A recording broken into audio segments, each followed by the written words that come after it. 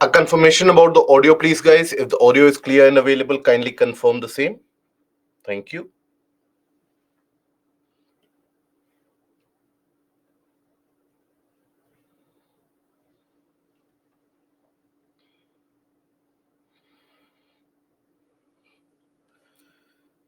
Ziba, is there not a single delta on the western coast? There are a very few small kind of deltaic formations which are there, but it is almost insignificant, right? So you have very, very small and insignificant minor delta creations which are there.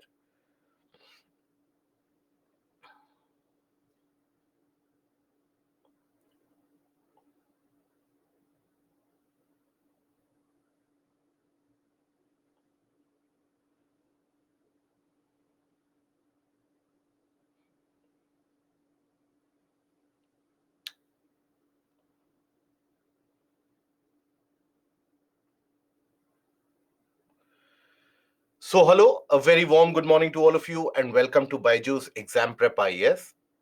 Welcome to the session of Indian Geography, where today we shall be taking a look at the portions of forest soil and possibly some portions of agriculture as well. Now, yesterday we have had the discussion about the drainage patterns and the river systems of India, where we took a look at few of the factual portions and also few of the conceptual areas which can be relevant for your examination, both for your prelims as well as for your mains. Now, for your mains, the portions which are important that we have studied, such as interlinking of rivers, whether the interlinking of rivers they are going to have a benefit associated, or whether they will have a lot of drawback associated. That is something that we have held a discussion for. Then, why is it that the Himalayan rivers they flood almost year after year? What is the reason for that? What can be done to mitigate the impact or mitigate the occurrence and the cause of flood in total? So all that we have had a discussion for yesterday. Now today we start with the portion of forests. Now before initiating the discussion of forest here, let me tell you that when you talk about the portion of forest and when you try to cover the portion of forests and natural vegetation and its classification across India, ideally you should approach this particular chapter after you have had an idea about Indian climate and India's rainfall distribution. Why do I say so? Is basically because of the simple fact that the type of forest, the type of vegetation that you find in any particular area, that is always correlated with the amount of rainfall received in a region. A region which receives very little amount of rainfall will tend to have a kind of a dry, thorny kind of forest.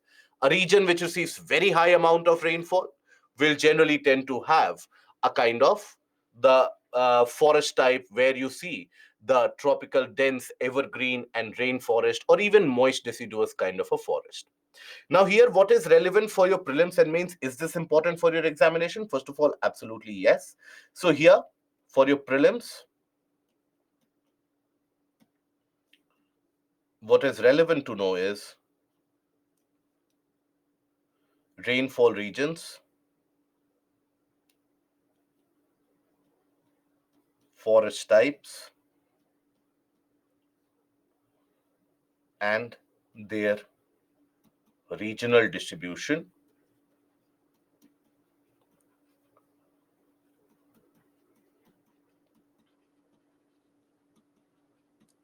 Also, example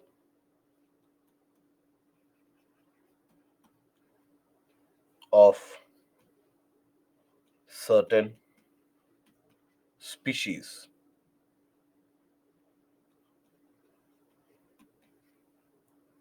of trees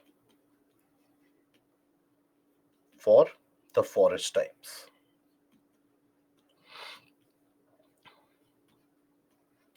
Now, for this again, the details about it, that where a particular forest type is to be found, in which area of the country, which particular kind of a forest you will generally come across, that is something that you will find in the PPT itself, and also the examples of the trees for each and every kind of a forest. Those details you will be able to find in the case of the PPT itself. So largely, I would suggest to you, advise to you, that restrict yourself to the portion and the coverage of the PPT, and that shall be sufficient. And then for your mains examination, for the portion of the mains exam, here, what is important is basically state of forest report.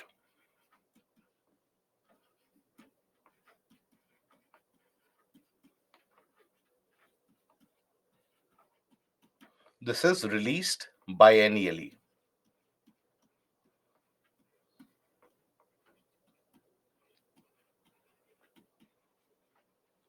So that means released every 2 years. So as of now, we have the details of the Forest Report 2021, which was released last year. Now, again, Forest Report for 2023 is supposed to be released maybe early next year. Now, if you are appearing for the examination, let's suppose next year or year after that, then that Forest Report of 2023 will be relevant. But then here, while we are studying the forest report of 2021, I will give you a trend analysis that what you need to study, what you need to be focusing upon when you are targeting these forests reports, and what are the portions that you have to focus upon. Generally, the type of questions that are asked here is about discuss about the changes that have happened in India's forest land as indicated by the forest report. So these kind of dynamic questions are oftentimes framed, and as is the case generally in the portion of Indian geography, while you have the static portions which are always repeated, but you also have a significant scope for the dynamic portions which are asked. Okay. So examples of each of certain species of trees for the forest types and the regional distribution, that will be important for your prelims, and for the mains it is the current affairs portion. Now here, when we talk about the types of forests, now India is a land which has got different types of climates. As you move from north to south, east to west, any part of the country, you have a variety of different climate types. Variety of different climate types means, when we talk about climate, mostly climate is a sum product of what? It is a sum product of temperature and rainfall, right? Temperature and precipitation.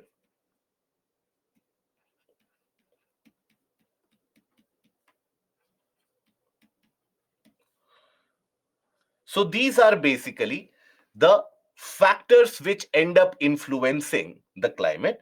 And also, these are the factors which will influence the type of plants that you will find to be growing in a certain area, the type of plants that you will find to be basically existent in a region.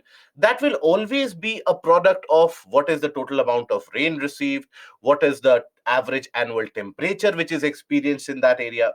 Now, when we talk about the majority of the part of the country, other than the mountainous areas in the north, majority of the type experiences and the country experiences a tropical climate, where on an average, the annual temperature is close to around 18 degrees Celsius and higher throughout the year. So that is why here you will mostly find tropical vegetation. You will find some temperate vegetation even in the case of the southern hills and even in the case of the northern mountains. But then mostly you will find the tropical vegetation. So here, if you take a look at it, first of all, always try to take a look at the forest distribution, keeping in mind the climatic variations across the country, the rainfall variations across the country. Here, this is a map for rainfall distribution, right? Observe that the region across the western part of Western Ghats, the region in the northeastern states, right? Andaman Nicobar Islands. Now, these will receive very high amount of rainfall, excessively high amount of rainfall. Now, if these areas receive excessive high amount of rainfall, that in itself is significant of the fact, and that in itself signifies that basically there will be dense tropical vegetation, because high amount of rainfall means evergreen forest type. So observe here, you'll find evergreen kind of forest in these areas, right? Majority of the parts of the country receives an average rainfall between 100 to 200 centimeter, and that is where you will find the deciduous forests, which are very dominant. Deciduous forests are the most dominant vegetation type spread across the entirety of the country. Right. So, like that, you can always form a kind of a convergence in terms of the forest type and in terms of the climatic conditions experienced in different areas. So, if you take a look at the conditions required, first of all, tropical, evergreen, and semi evergreen. So, when we say evergreen vegetation, what is evergreen vegetation? Now, evergreen vegetation is that dense forest where throughout the year the greenliness is maintained. It is not as if the trees won't shed their leaves, but always there is a condition in the forest that, let's suppose, one part of the forest you will experience that the trees are shedding their leaves, the rest of the forest tends to remain green. So by the time that some other portion or some other trees go for shedding of the leaves, the remaining of the portions will continue to remain green. So always that forest gives you that green appearance. Hence the name is evergreen. So this is generally experienced in areas where average annual rainfall is greater than average annual rainfall is greater than around 220 centimeter on an average. If the annual rainfall generally is in the range of 220 to 40 to 50, 300 centimeter, 350 centimeter every year, you will find dense evergreen vegetation. Then you have semi-evergreen. Semi-evergreen typically you will find to be existent in those areas. Ideally, it is said that around 190 to 200 to 20 centimeter, but generally you will find it to be present in the areas around 200 to 220 or 190 to 220 centimeter, that much amount of rainfall. Okay, so rainfall which lies in between 190 to 220 centimeter. 190 centimeter to 220 centimeter is the amount of rainfall which is received in this case. Then you have tropical deciduous forest. Now, what are deciduous forests? These are those forests which will, all of them will shed their leaves during the dry season, because the plants, through their leaves, they tend to lose water by the process of transpiration, and that moisture is lost into the atmosphere. Okay, so when you have this deciduous forest, in the case of the deciduous forest, you come across a situation where the trees will, in mass, shed their leaves during the dry season in order to survive.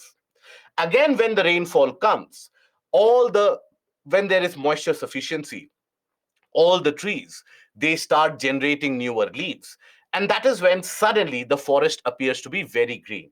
During the dry season it will appear to be bone dry, the trees without leaves, it will appear as if a drought has happened there. But again, during the rainy season, it will all appear green. Around you also, in majority of the parts of the country, you would have experienced that the trees or the forest around you during the summer season, you will have a lot of leaves fallen on the ground, and the forest floor will be filled with dried leaves, right? And you will have the branches which are almost naked.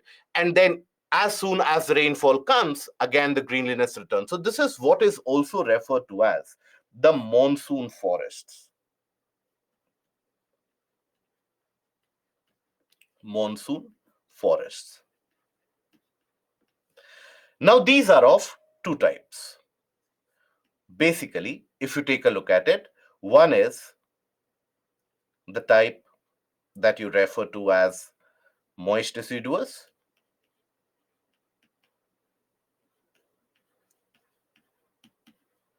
Moist deciduous, which generally has got a rainfall requirement of around 100 to 190 or 200 centimeter. But ideal conditions for the moist deciduous forest prevail when you have a rainfall between around 120 to 140 centimeter. That is the ideal conditions which prevail for the existence of these forests. right? So rainfall between 100 centimeter to 200 centimeter. Then you have dry deciduous,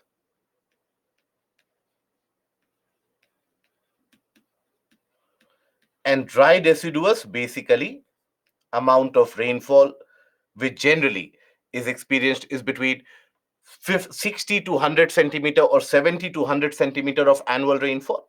You'll find dry deciduous forest, right?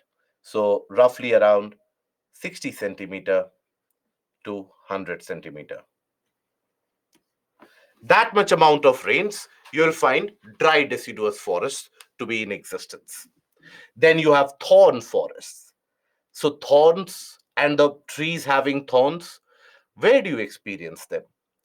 You will experience them to be in existence in very dry conditions, in dry climate, where the rainfall is so very scarce that again the trees cannot afford to have many leaves, because through the leaves they will again lose a lot of moisture.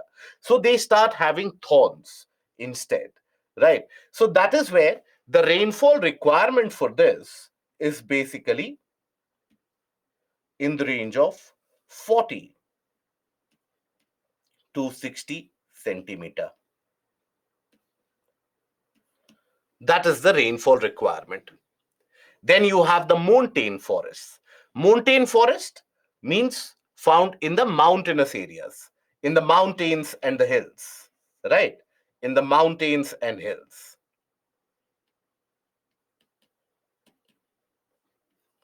And hills. Both across the northern part of the country and also across the southern part of the country. We do have hills and mountains which are present, and you have to understand. For example, if you are at the base of, let's suppose, the Himalayan ranges, if you are at the foothills of the Himalayas, you will experience very heavy amount of rain, right?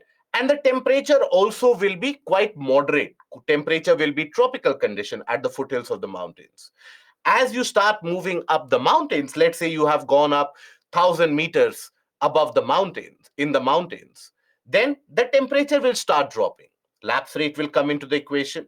So it becomes temperate condition. You will find coniferous forest to start growing after around 1,000 to 2,000 meters, then, or otherwise temperate type of forest.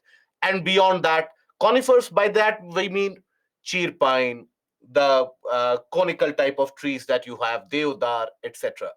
Now, beyond that, if you go 3,000 meters, around 2,000, 3,000 meters that you go, you will find grasslands, right? Trees cannot grow beyond a particular height. So you have the grasses which will start growing, and grasses which will start dominating. And beyond that, you will, let's suppose you are at an altitude of 4,000 meters and above, then you won't find even the grasses to be in existence. Generally, you will find around 4,000 meters and 4,500 meters and above, you will generally find the presence of mosses, lichens, and the tundra type of vegetation, where during the summers you might have few of the mosses and lichens growing, but during the winter it is absolutely to be covered in snow. So there is a significant variation from the foothill to the top of the mountain, because the climate changes, the temperature changes, the rainfall changes from the foothill of the mountain to the top. Then you have the littoral and swamp forest, right? So littoral and swamp forest refers to what? So, for example, mangroves, that you have different variety of mangroves. Now you have different kinds of trees which grow in the swampy areas, in the coastal regions, intertidal regions, across the beaches, across the islands. So those are the kinds of trees that you find here. So across coastlines, okay, islands, inland lakes, reservoirs.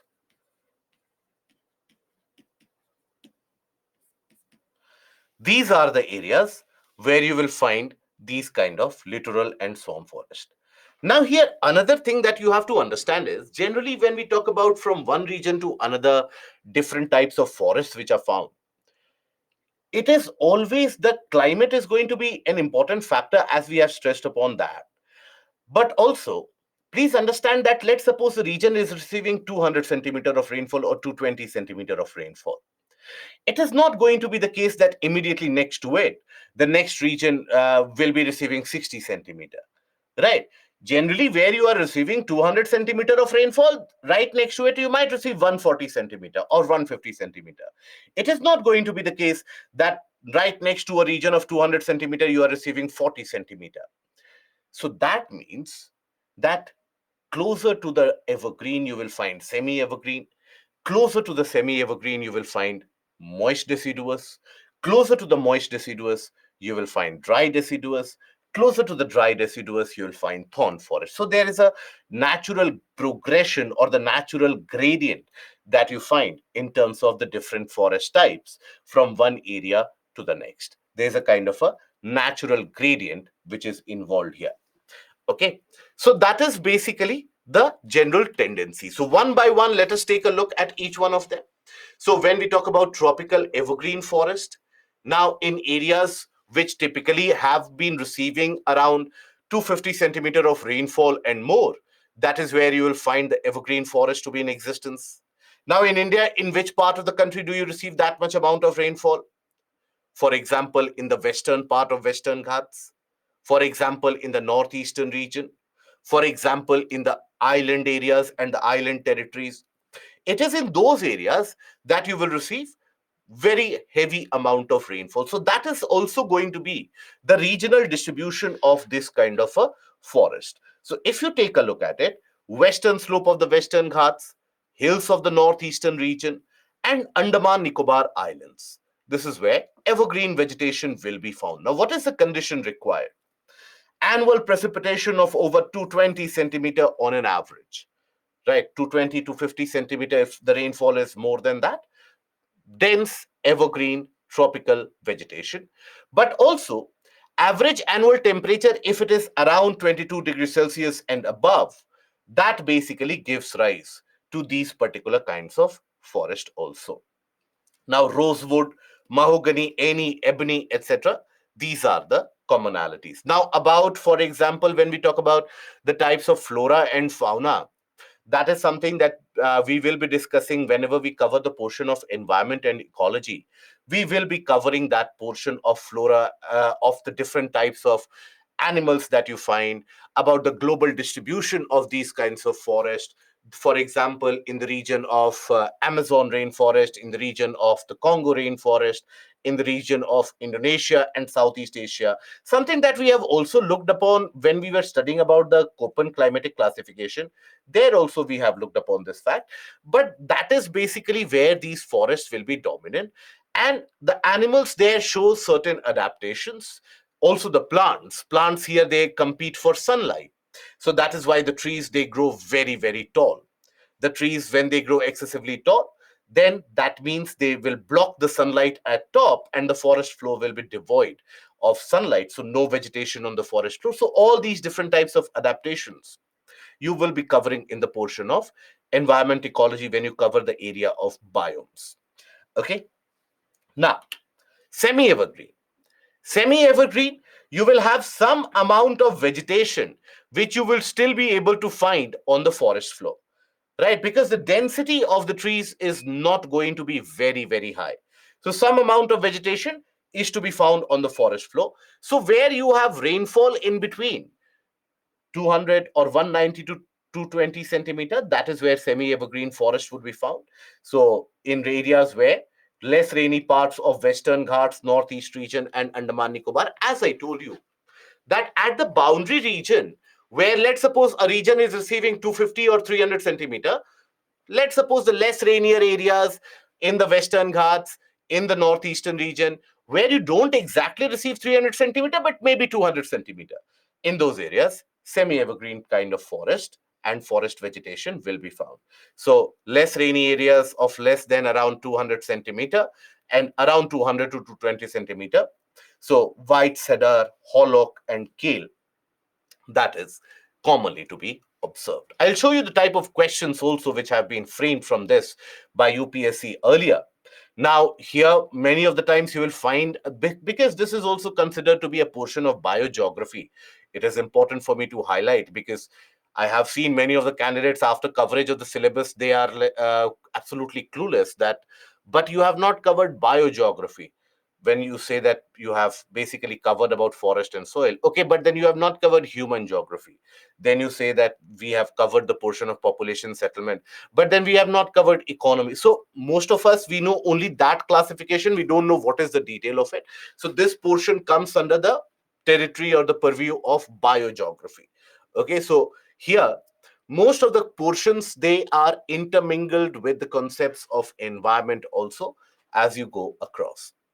Now, in the boundary areas of the semi-evergreen, as the amount of rainfall reduces to the range of roughly around 140, 50 centimeter, that is where you will find the monsoon forest or the deciduous forest.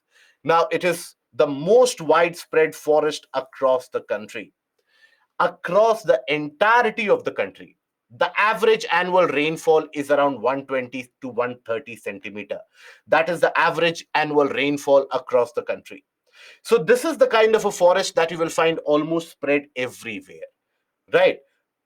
In between the dry deciduous and the moist deciduous, it covers almost majority of the states of the country, right? So rainfall between 70 to 200 centimeter, that is the monsoon forest. They are divided based upon the availability of water into moist deciduous and dry deciduous. So Anjali, the in semi-evergreen, the temperature requirement in all of them is also around 22 to 20 degrees Celsius. See, it is tropical. Tropical is those conditions where, on an average, the temperature is higher than 18 degrees Celsius. So, semi evergreen, also, when you consider, on an average, the temperature should be higher than around 18 to 20 degrees Celsius. Now, here, when you have the moist deciduous or dry deciduous, you will find in the case of moist deciduous, again, the temperature requirement is the same. So, here, moist deciduous conditions between 100 to 200 centimeter, ideally to be found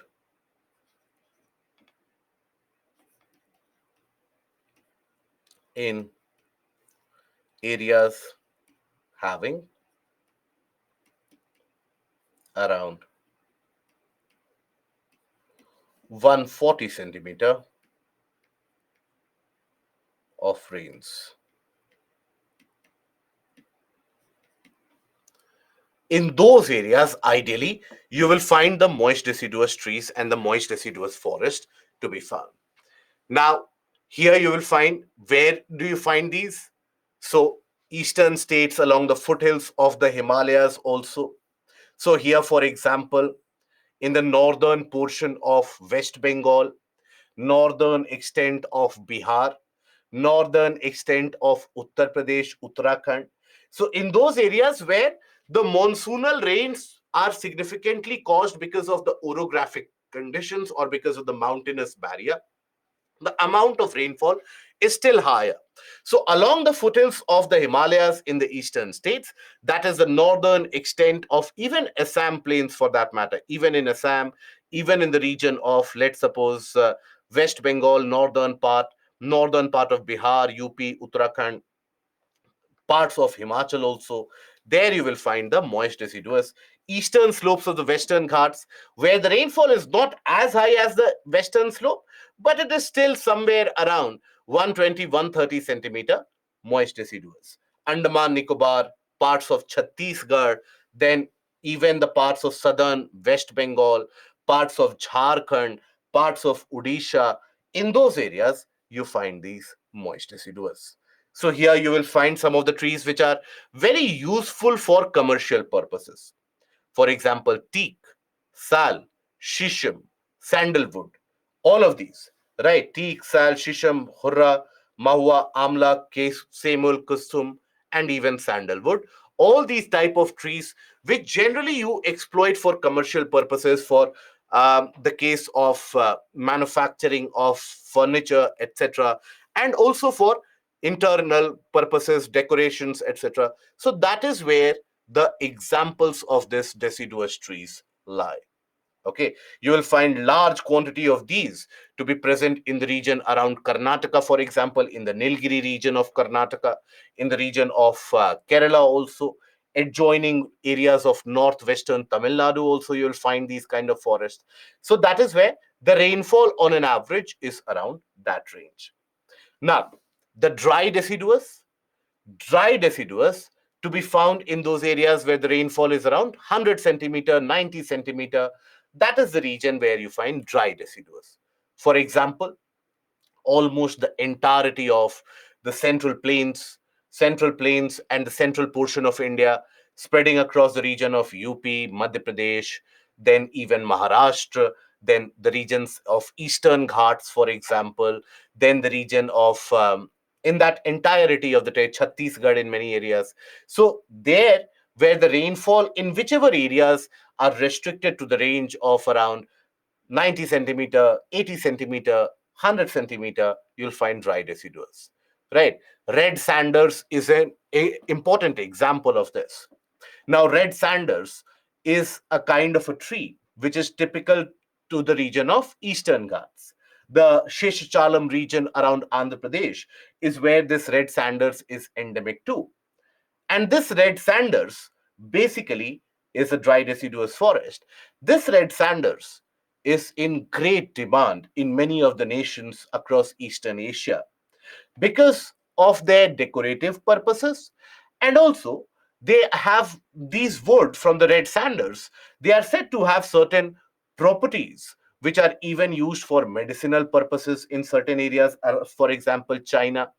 Then also, for example, in Japan, red sanders is in demand in order to have the acoustic musical instruments and their manufacturing, decorative pieces in the households. For that, also red sanders is used. So, red sanders is one of those trees in these areas which is heavily smuggled. That is why even IUCN has put it under endangered category, right? Because it is smuggled quite significantly. And then during the basically the growing period of red sanders is around 20 to 25 years when the tree actually fully matures. So think about it. The growing period or the maturing time period, the gestation period, whatever you want to consider it, that gestation period of the red sanders is easily around 20 to 25 years. And if you cut them down and you start smuggling them, that is when you basically will find that they are not able to regenerate themselves at the same pace. That is why the government authorities, that is why the the IUCN rather, they have clamped down on the smuggling of red sandals.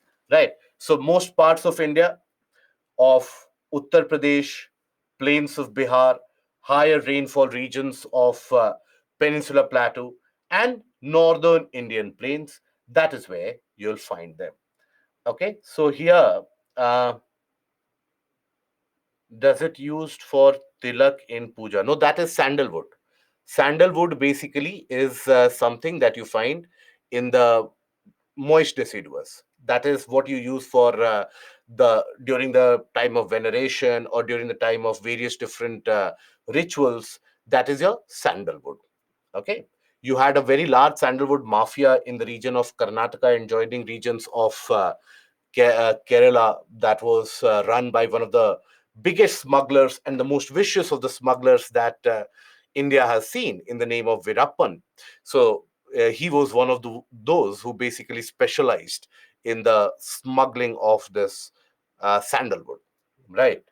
Many of you who are not aware, who are young enough, or who have never cared to know about who Virappan was, I would recommend to you do some research on your own, and you'll be surprised by what this individual had done and could do.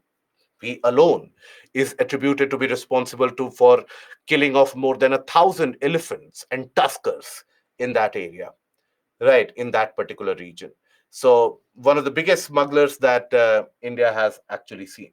So that is basically the sandalwood, what you're talking about. These are dry deciduous. So in dry deciduous, species such as red sanders, tendu, red sanders, again, yes, you would have seen it in the movie also, a very cult movie which became very prominent.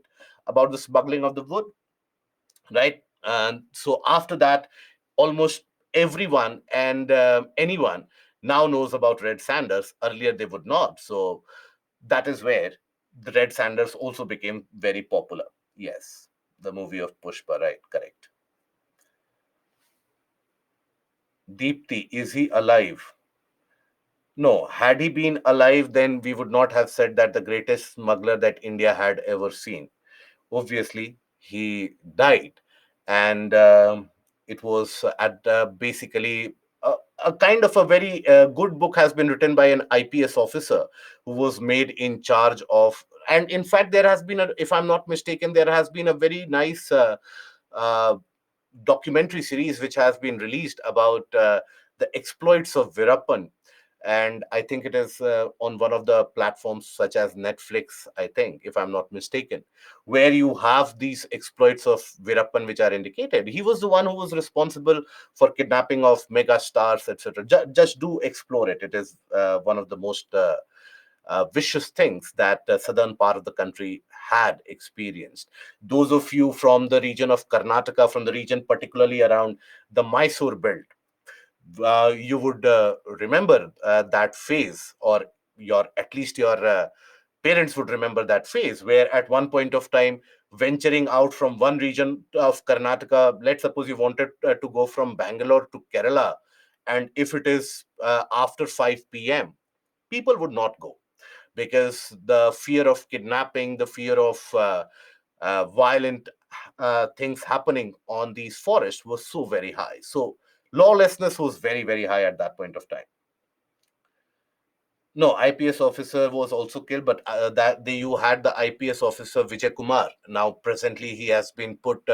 He's still in after retirement. Also, he has been put under the government services, and he is presently in an important role in the region of Jammu Kashmir. Right, and yes, as per local people, he's a good man. As per the local people, he was also referred to as the Robin Hood phenomena. But then, nonetheless, if you are able to kill 1,000 elephants on your own, right, and elephants which are very, very critical to the ecosystem, and you have killed the elephants just to export the tusk or the ivory, and you have killed so many people, so that hardly puts a kind of an objective analysis. Yes, Lakshmi, that is correct. So, Shyam, you had a question that what is the characteristic difference between evergreen, semi-evergreen, deciduous, etc.? Is only the density of canopy, canopy density, the type of trees they are varying, then the distance between the trees. As you observe, this type of vegetation, it appears to be very different from this type of a vegetation, isn't it? And very different from this type of vegetation. So the animal types that you will find in this area, the nature of the forest floor that you will find in this area, everything is very, very different in these. Okay. Now, then you have Tendu also. Tendu is famous, another famous tree of this area, of the dried deciduous. Now, the dried leaves of this Tendu, the Tendu leaves, these are used to basically make bidis, right? The hand rolled cigarettes, the local cigarettes that you have. So that is where in the eastern portion of Maharashtra, particularly around the Gadchiroli area, region of Telangana, even in areas of northern Karnataka, you have a large section of the local population. And particularly in the region of Maharashtra, you have the tribal population who basically have that occupation of collecting these tendu leaves. That is where they are paid very, very miserly. Very little amount of payment is made to them. Over a period of time, it has improved a bit, but that used to be referred to as the tendu leaf belt, and that used to be one of the favorite recruiting areas for the left-wing extremist elements also, in the entire defamed region of the Red Corridor that you would have studied in your portion of internal security, where the Naxalism movement at one point of time was at its peak. The tribals who would be collecting these tendu leaves, they were the ones who were significantly oppressed, right? They would be paid very meagerly by the landlords. and basically the payment system of the for them was also so oppressive. For example, if you would collect a basket full of tendu leaves, now those leaves would be woven into a kind of a thread, and then that thread, if you wrap it around your head, so one wrap would give you around 5 paise or 10 paise. So think about it, that if you have collected around a basket full of such kind of leaves, then you would be getting around 1 rupee or 5 rupees. So that is where the impoverishment cost was very, very high. So that is where the Tendu belt became very famous. It is famously used for rolling off bidis, right? Now, Palas, Amaltas, Bale, Khair, Axelwood, these are also examples of the case of dry deciduous forest. Okay. Now, then you have the thorn forest. Thorn forests are what?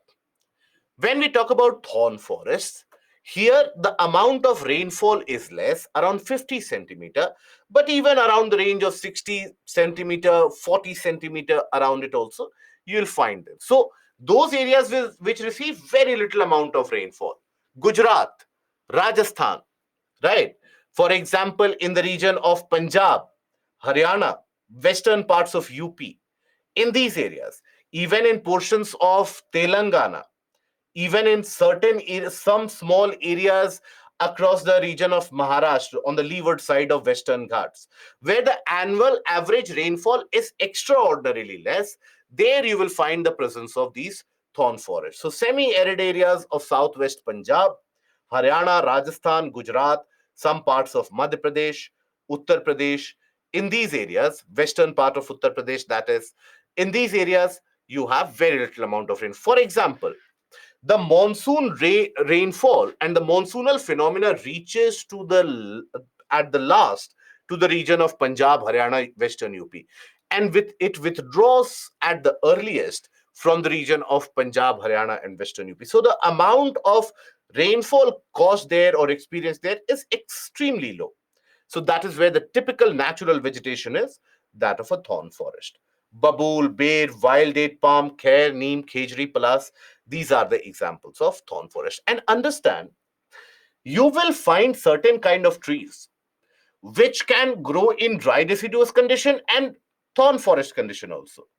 You will find certain kind of trees which can grow in moist deciduous also, in case of semi evergreen forest also, right? So the species of trees, it is not as if that, okay, this is the boundary of dry deciduous, now I cannot venture beyond that.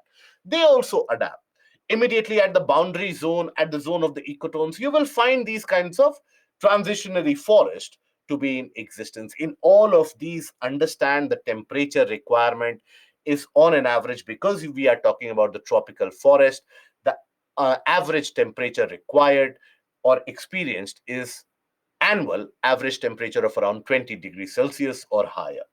That is what is an important characteristic of the thorn forest. Okay.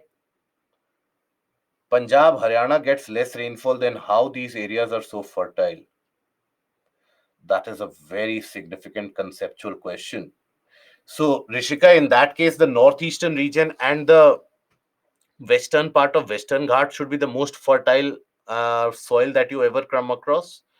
With that logic, fertility of soil, is it dependent on the amount of rainfall, or fertility of soil is dependent on the nutrients which are present? What do you think? What do you think, Rishika? Humus content is one of the factors. Humus content is one of the factors which indicates fertility. But fertility, when you talk about the region of Punjab, Haryana, Western UP, the soil was fertile. Now it is not that fertile anymore. Was fertile because this is a region of plains, of sedimentary deposits. Wherever you will find sedimentary deposits, those will be the soil which will be fertile, because the sedimentary deposits will consist of minerals, various different types of macro and micronutrients that the rivers, etc., would have drained from the rocks. So that is why wherever you will find the sedimentary deposits, those are the regions which you will find to be very fertile. Okay. And it is not only consistent of rainfall is just one of the factors which talks about fertility, but majorly rainfall is not a pre-indicator of the fertility. And that Chandrajyoti, that brings me to your question. You had said that forests that you are talking about is you are talking about the classification on the basis of rainfall, but forest types also vary on the types of soil available. Understand, the type of soil can give variation to the type of species or the organisms of trees. But you will not find in a region of very low rainfall, just because the soil is fertile, you will never find evergreen forest to be growing. You will never find in a region of excessive rainfall, because the soil is infertile, the presence of thorny forest. Right? So, soil can lead to the variation in the type of species. But when it comes to the density of the trees, the characteristic of the forest, it is mostly determined by temperature and rainfall. Okay? Humus content is the organic content, the amount of organic matter. Okay? No, this is the Indian type of forest. Global forest distribution, we some amount of that vegetation coverage we have done under climatic classification. Are we able to recall that? Are we able to recall that? That in the portion of the global climate distribution, we discussed that in the areas, for example, in the AF type, you have evergreen kind of forest. In the AW type, you have the tropical savanna or grassland, where we looked at the Campos and the Llanos in Venezuela. Then we talked about in the mid latitude steppes, you have the presence of grasslands also. Then we discussed about the monsoonal forests, which are dominated by the case of deciduous forest, that is the AM type, across the entirety of the world. Then we discussed about the D type, having coniferous forest, which is also referred to as the taiga region. Then we discussed the polar areas, where we had the case of the tundra forest. Do we recall that, or have we uh, that has evaporated? Okay, we recall that. Good. Okay. I read yesterday that wildfire mostly caused in Odisha, but there is no lack of rainfall. In Odisha also you have lack of rainfall. What are you talking about? In the western portion of Odisha, in some parts of it, the rainfall cost is not significant, because it lies on the leeward side of the hills in that area. Understand, wherever you have in local, I'm talking about the broader classification. Let's suppose I take the state of Karnataka. Do you think Karnataka will have only one kind of tree or only one kind of a forest? Karnataka in itself shows such a kind of a variation in the case of forest types. For example, in the coastal Karnataka, right, you will find the dense evergreen. Then, as you slightly move to the interior around the region of Bhadra and also around the region of Yelapur forest, etc., you will find the presence of semi evergreen. Then, around that area, immediately to the south of it, you will experience the presence of moist deciduous. Come to the region around Mysore belt, around the region of Bandipur. Bandipur, you will also find some dried grasslands, savanna kind of vegetation. So there is a significant variation within a state, right? You cannot go for a district wise distribution, because then you will be studying about the 700 district plus division, that okay, in this district we have this. For example, when we talk about the Aravali region, in general we say that the Aravalis, they are the dried area, so you have thorn forest. In Delhi you will find that thorn forest, but for example, in certain areas of southern Aravali, you will also find dried deciduous, right? You'll find a lot of greenery in that area also. So there is a further micro regional classification also, but then there, that is not required for your examination purposes. For example, take the case of Madhya Pradesh. Madhya Pradesh, in certain areas, for example, around the region of Amarkantak, will have moist deciduous, very heavy amount of rainfall. In certain areas, even semi evergreen. But then, if you go to the Bundelkhand region, thorn forest.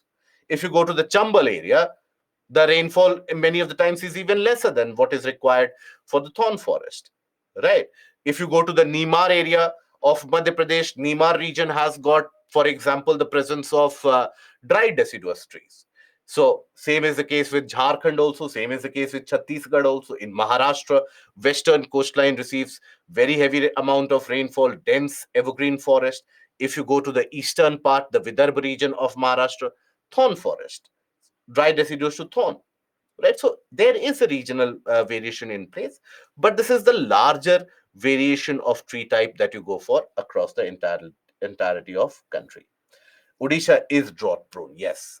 Odisha, for example, many of the areas, the infamous KBK corridor rather, that is the Kalahandi, Bolangir, Koraput area. Now, that area in Odisha is frequently experiencing drought like conditions. The soil are also not very conducive to support dense vegetation, and rainfall is less. So, there you will find the kind of a thorny forest. There, agriculture never picks up. So, that is why on social indicators, that KBK region used to be one of the worst performing areas across the country. And in terms of even the global comparison, the social indicators of the KBK region in Odisha used to be comparable to the sub-Saharan African region, right? So that is the variation. Okay. Now, is rain the only reason the forests are huge? In Yes, rainfall is one of the major reasons. Yes, that is why. And in evergreen forest, soil is not fertile due to lack of humus. That is correct, Chalu. KBK, Koraput, Bolangir, Kalahandi, that region. You would have studied it in your social issues, haven't you? About the and also how that is interrelated to the internal security issues of the country, how that all these areas where the social indicators have been very bad, these are the regions which have been the favorite recruitment grounds by the Naxals, by the left wing extremist elements.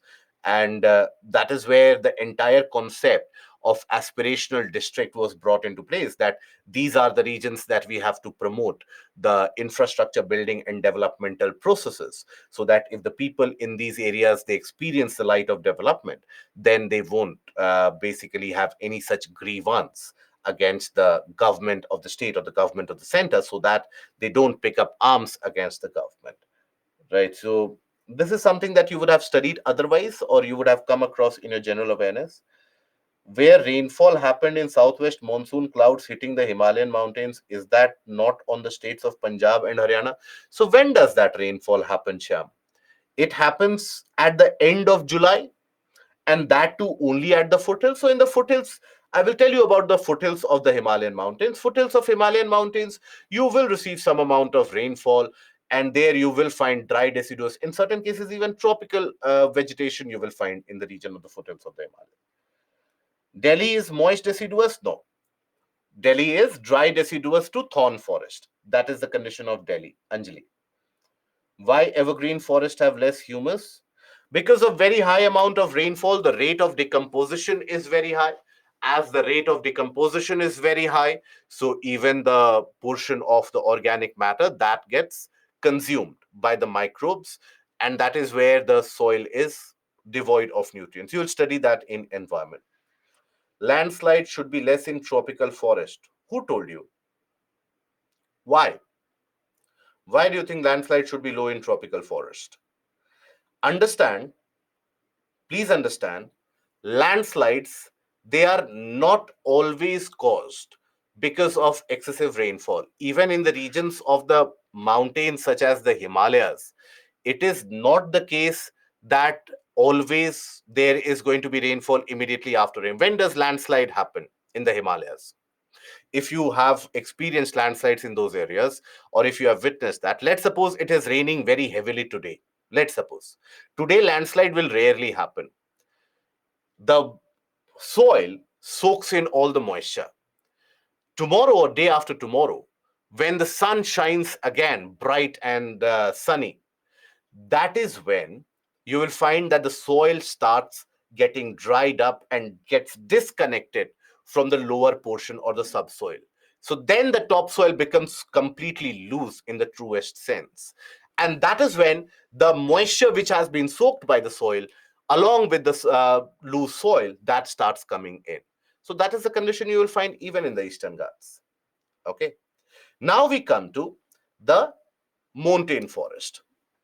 Now, montane forest, basically in the mountainous areas, the decrease, Ramesh, classes due to unnecessary questions raised by participants.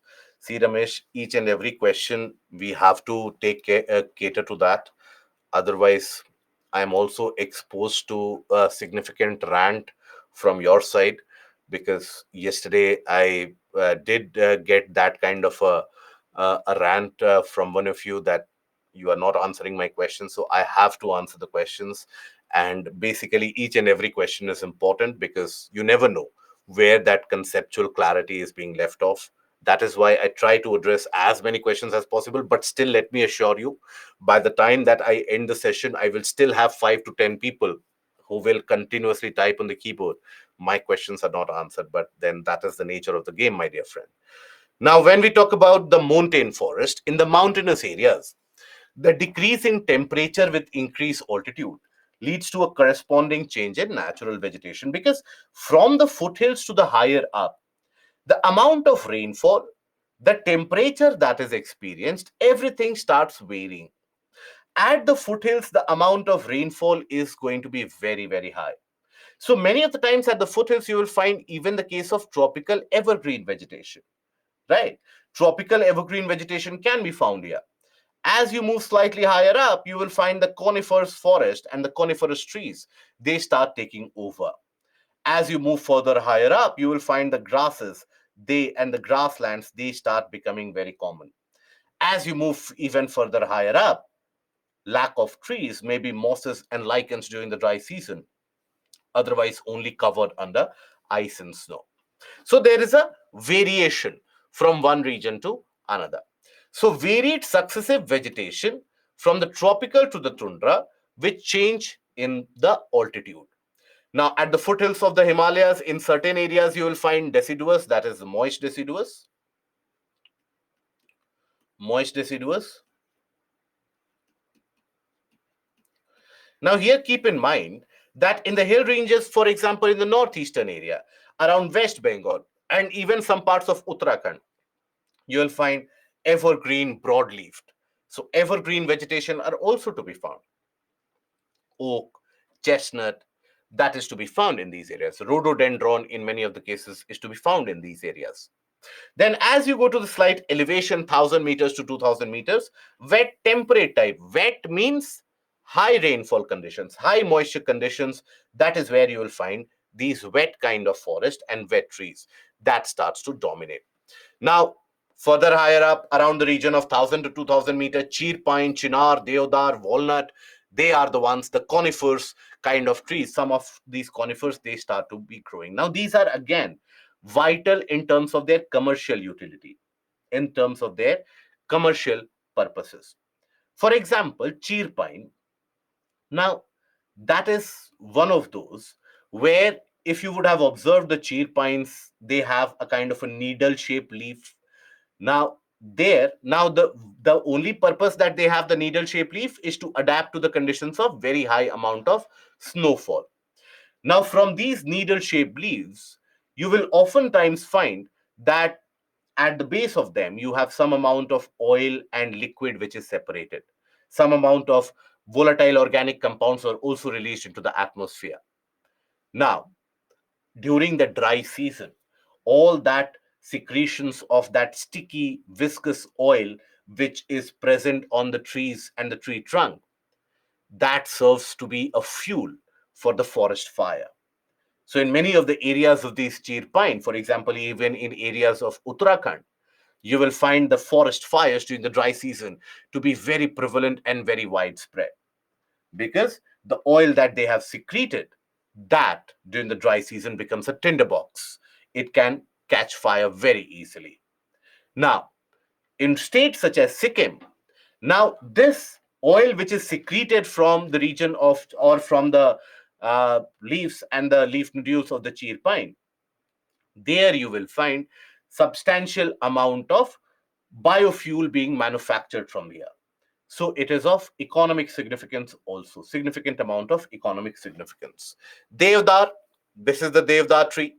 Devdar is again one of the most costliest wood that you will come across, very sturdy, in great demand.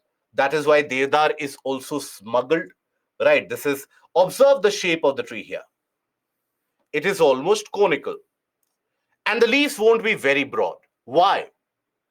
in order to adapt to the conditions of heavy snowfall. So that if the trees, let's suppose, they are bulky on top and they are thin at the bottom, then if heavy snowfall occurs and the ice and snow accumulates on the tree, it will crumble. So that is why in the regions of the conifers across the globe, not only in the lofty peaks of the Himalayas, not only in the region of Jammu Kashmir, Sikkim, Arunachal, uh, Uttarakhand, then also Himachal, but across the globe in higher latitude also, you'll find the trees to be conical in shape with needle-shaped leaves. Now, beyond that height, if you go to the height of 2,200 to 3,000 meter, temperate grasslands, pastures, they are to be found. Beyond a particular height, you will never find trees to be in existence. Generally, beyond a height of 3,500 to 4,000 meters, you won't find trees to be in existence. The reason for that is very simple. First of all, temperature reduces quite significantly. On an average, throughout the year, the temperature is so low. Many of the trees are not supported. And even if the temperature gets warmer during the summer months, that short growing time is not sufficient for the generation of large trees. And secondly, as you move higher up, the wind factor becomes very dominant. As you move at an altitude of 4,000 meters, 3,500 meters, 4,000 meters, etc., the wind factor becomes so very heavy that the trees, they are unable to sustain their strength. That is where majority of, so these natural factors have never allowed the trees to grow. So beyond a particular height, you won't find the trees to be growing. That is what is referred to as the tree line. Okay, so beyond that height, no tree will be experienced. That is the tree line. Now, also there is a snow line also, that beyond a certain altitude, you will only find the presence of snow and ice, not liquid water. So that is the snow line. So similarly, you have the tree line. At higher latitudes and at higher altitude also, right, you will find tundra vegetation. Tundra vegetation means you will only find mosses and lichens, that too growing only during the summer.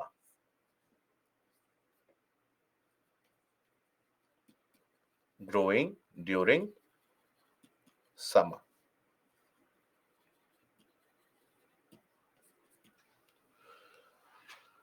Okay. Now, that is the case of the entire mountain vegetation in the northern mountains. When we talk about the mountains and the hills, not exactly mountains, but the hills of the southern part of the country, their height is not very great.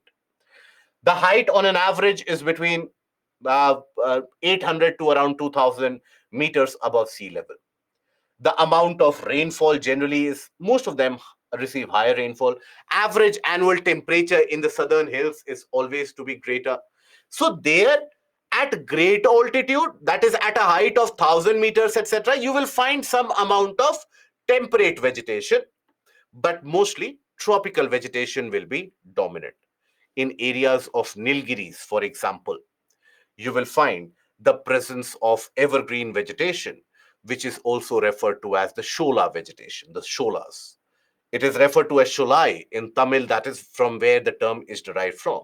So in the region of Nilgiris, that you have that kind of an evergreen vegetation, which are also known as sholas. So the southern mountain forest that are to be found in the three distinct areas of peninsular India, that is the Western Ghats, that is the Sahyadris, Vindhyas, and the Nilgiris, where the height is not very significant. Temperature on an average is higher throughout the year. So vegetation is temperate in the higher regions and tropical to subtropical into the lower elevation. Wet temperate evergreen forest, they are called as sholas in the Nilgiri, Anamalai, and the Palni hills. This is basically derived from the term sholai, which is a term in Tamil indicating this kind of a vegetation. Magnolia, laurel, chincona, wattle, these are the basic kind of trees that you find. Okay. Now we come to littoral and swamp forest that are basically to be found in the areas of intertidal zones, in the beaches, across large reservoirs, across the inland lakes, for example, across the marshes of Run of Kutch. There you will find these littoral and swamp forests. So the region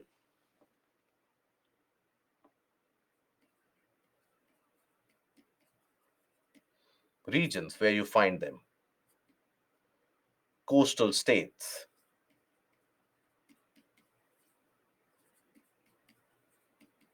All the coastal states that you have, in those areas you'll find them, right? And I hope I won't need to enumerate all the coastal states. I hope you are capable enough to do that, that which of the states in India share a coastline.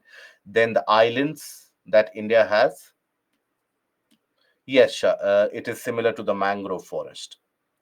Then, for example, even in the other areas such as Run of Kutch,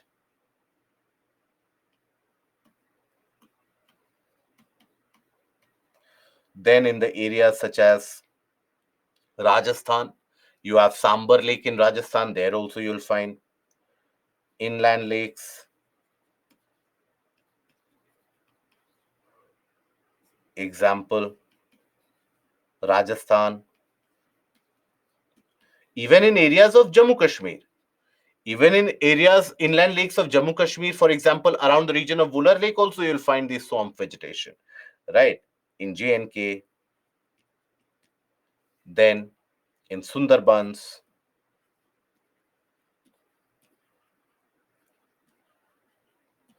then after that, in the area, for example, where you have large reservoirs, for example, let's suppose, so around, even for example, when you talk about the lakes, think about the region of the backwaters, think about the region of saline lakes such as the Chilika Lake.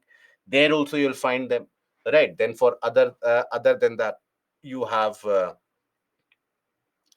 example, across large reservoirs,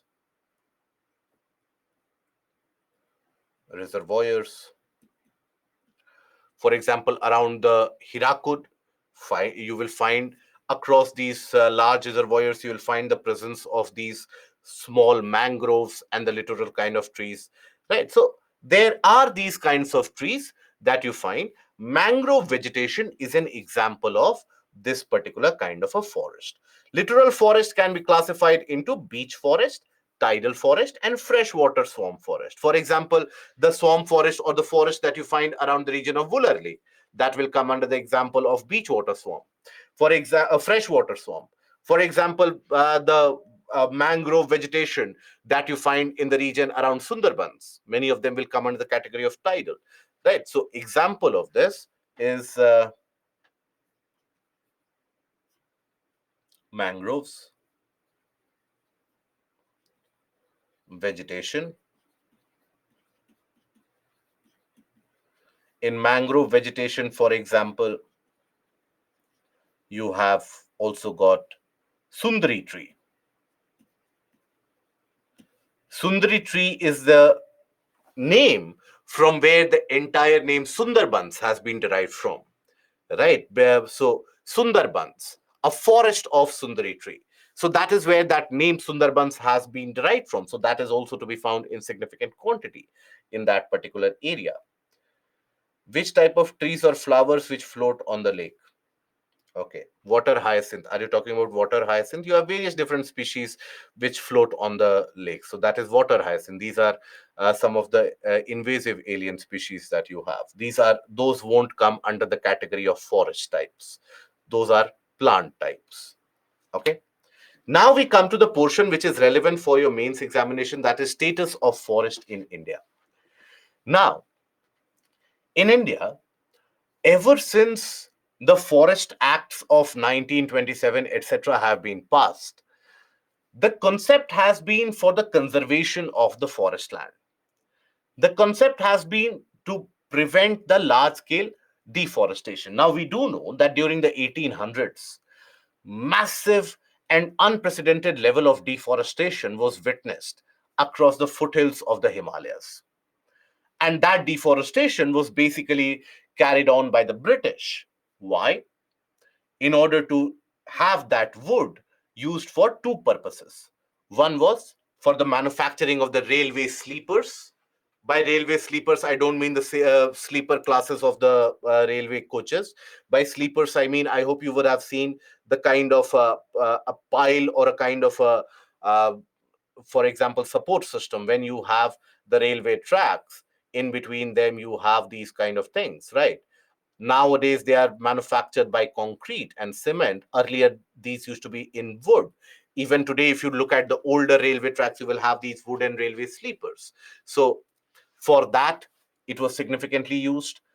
Another purpose for which massive scale of deforestation was carried out in the foothills of the Himalayas was basically in order to manufacture paper, because newspaper industry at that point of time in the 1800s were on the rise.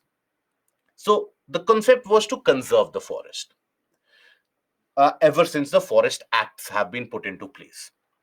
Now, in 1980, India again released a forest policy. Then in 1988, again, India released an updated forest policy.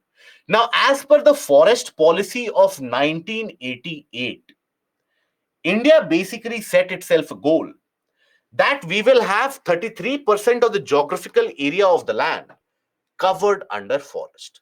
33% of the geographical area of the land to be covered under forest. That was the aim as per the case of National Forest Policy 1988.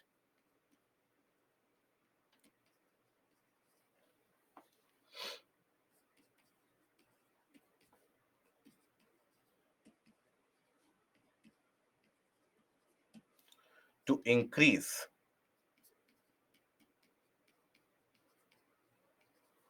the geographical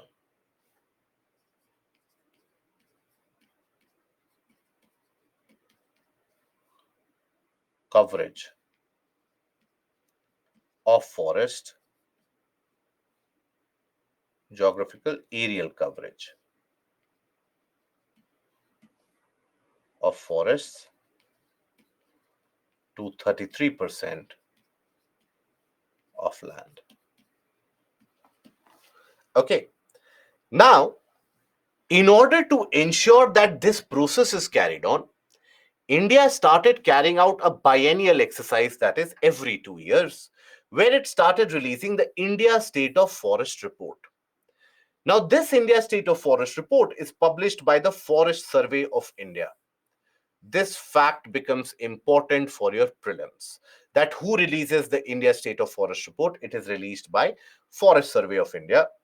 Now, where they assess the forest and tree resources of the country, including wall-to-wall forest cover mapping. Every 2 year cycle, this is done. Starting 1987, 17 assessment reports have been completed. The India State of Forest Report 2021 is the 17th report. The next report will be the India State of Forest Report 2023, which is expected to be released in the month of February next year. That is when it is expected to be released. So I want all of you to keep an eye to the ground, to keep your ear to the ground, and to be very, very, in a way, cognizant to the new report which is to be released and take a look at the details of it. Having said that, what is a forest land? In your region also, you would have certain areas which are under trees. So, do you consider that as a forest? In your area, in your locality, let's suppose you have a large extent which is only in trees. Will that be considered as a forest? No. So, for an area to be designated as a forest, few basic requirements must be met. What are those requirements? Requirements for forest.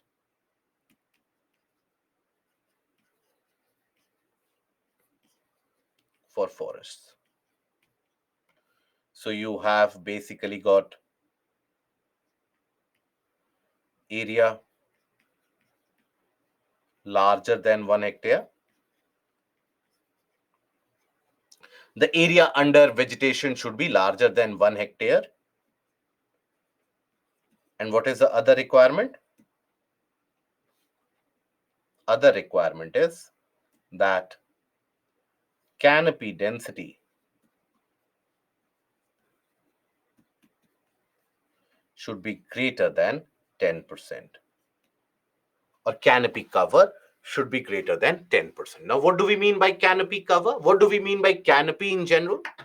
So when we talk about any tree, any kind of a vegetation, it will have a kind of a dense foliage, right? So this is what is known as the canopy of the tree.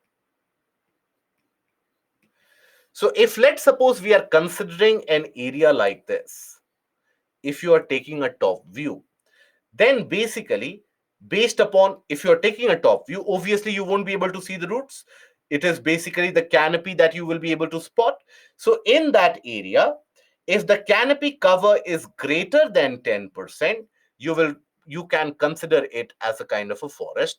It has to be designated as a forest land by the state government also, but then it comes into the category or the criteria of the forest. So if the canopy cover is greater than 10%, then basically that can be regarded as a forest. For example, in the case of evergreen forest, you can oftentimes come across a canopy density of around 80 to 90%, 95%.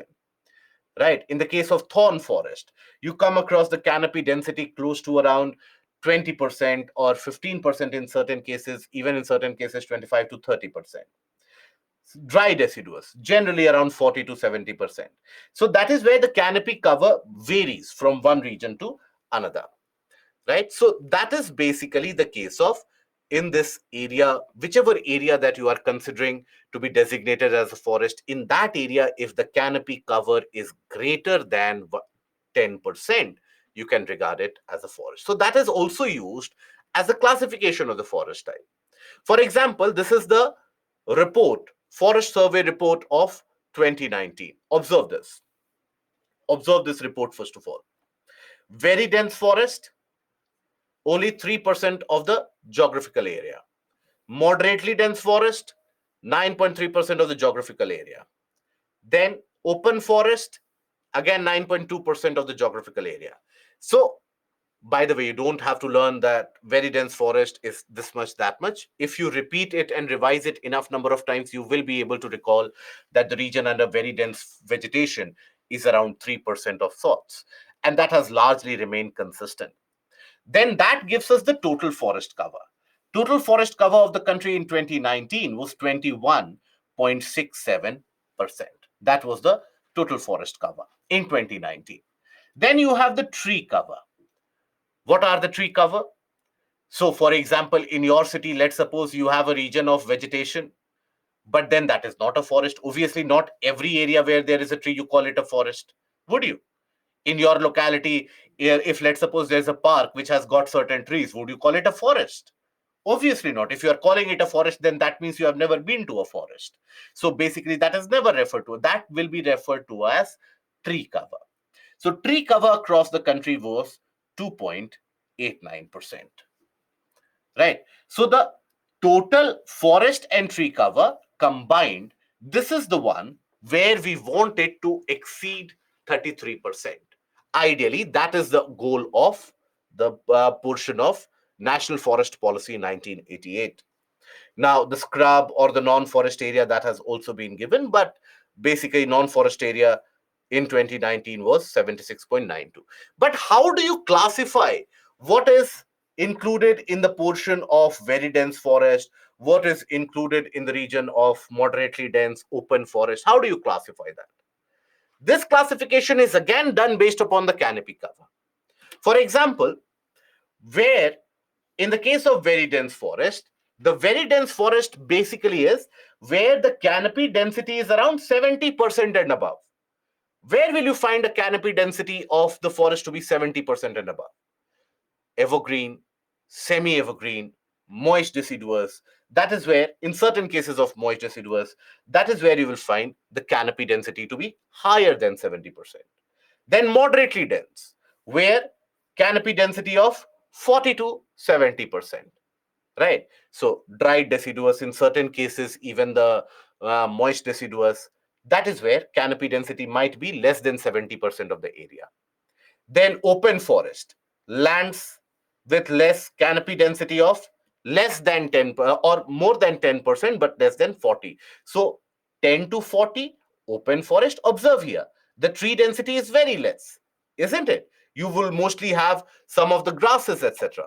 So that is basically an open forest where the density of the tree or the density of the tree canopy in that entire area is between 10 to 40. 40 to 70, moderately dense. More than 70, very dense. Then you have the scrublands. So when we talk about the scrublands, these are basically where the canopy density is even less than 10%. That means very rare occurrence of trees. Mostly you will find herbs and scrubs, mostly the dried grasses, etc., that will be dominated. So that is the scrubland. Scrubland also is an indicator that here forests have been degraded over a period of time, deforestation has been carried out, or some other thing has been happening. That is the scrub, or very dried conditions are in prevalence. So this is the basis on which the classification is done. Now, on this classification, if we take a look at it, as per the 23 report, 21 report, in terms of aerial coverage of forest in a state, here, this is a fact which is relevant for your prelims. That is, in terms of where, in which state you have the largest forest cover in terms of area. Largest forest cover is present in Madhya Pradesh, followed by Arunachal, followed by Chhattisgarh, followed by Odisha, and then followed by Maharashtra. Obviously, remembering all of these is not important. The first three, that is something that you should keep in mind. Okay, the first 3 to 4 is something that you should keep in mind in terms of the aerial coverage. And keep in mind about the new report, the report of 2023, which is going to be released in the month of February. So this is the aerial coverage. But when we talk about the area of a state, in that area, what is the percentage of forest cover? That also varies. So for example, forest cover as a percentage of total geographical area, highest percentage of forest cover will be in Mizoram, where 85%, 84.5% of the state of Mizoram is under forest cover. 79% of the land of Arunachal is under forest cover.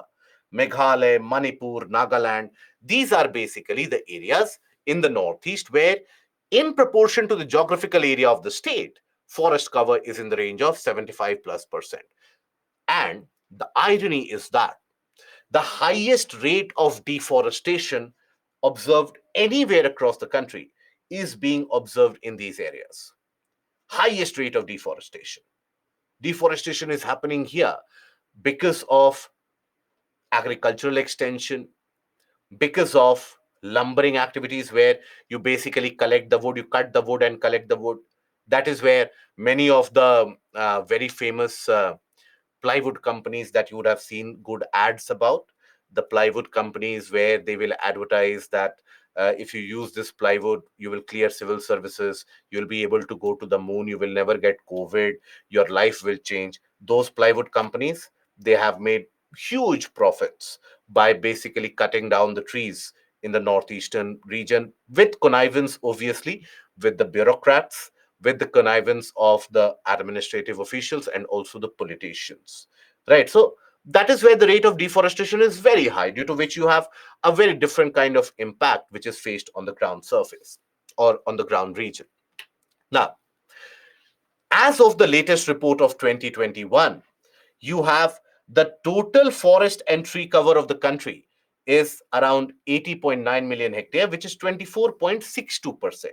So from 24.56 in 2019, this has increased to 24.62.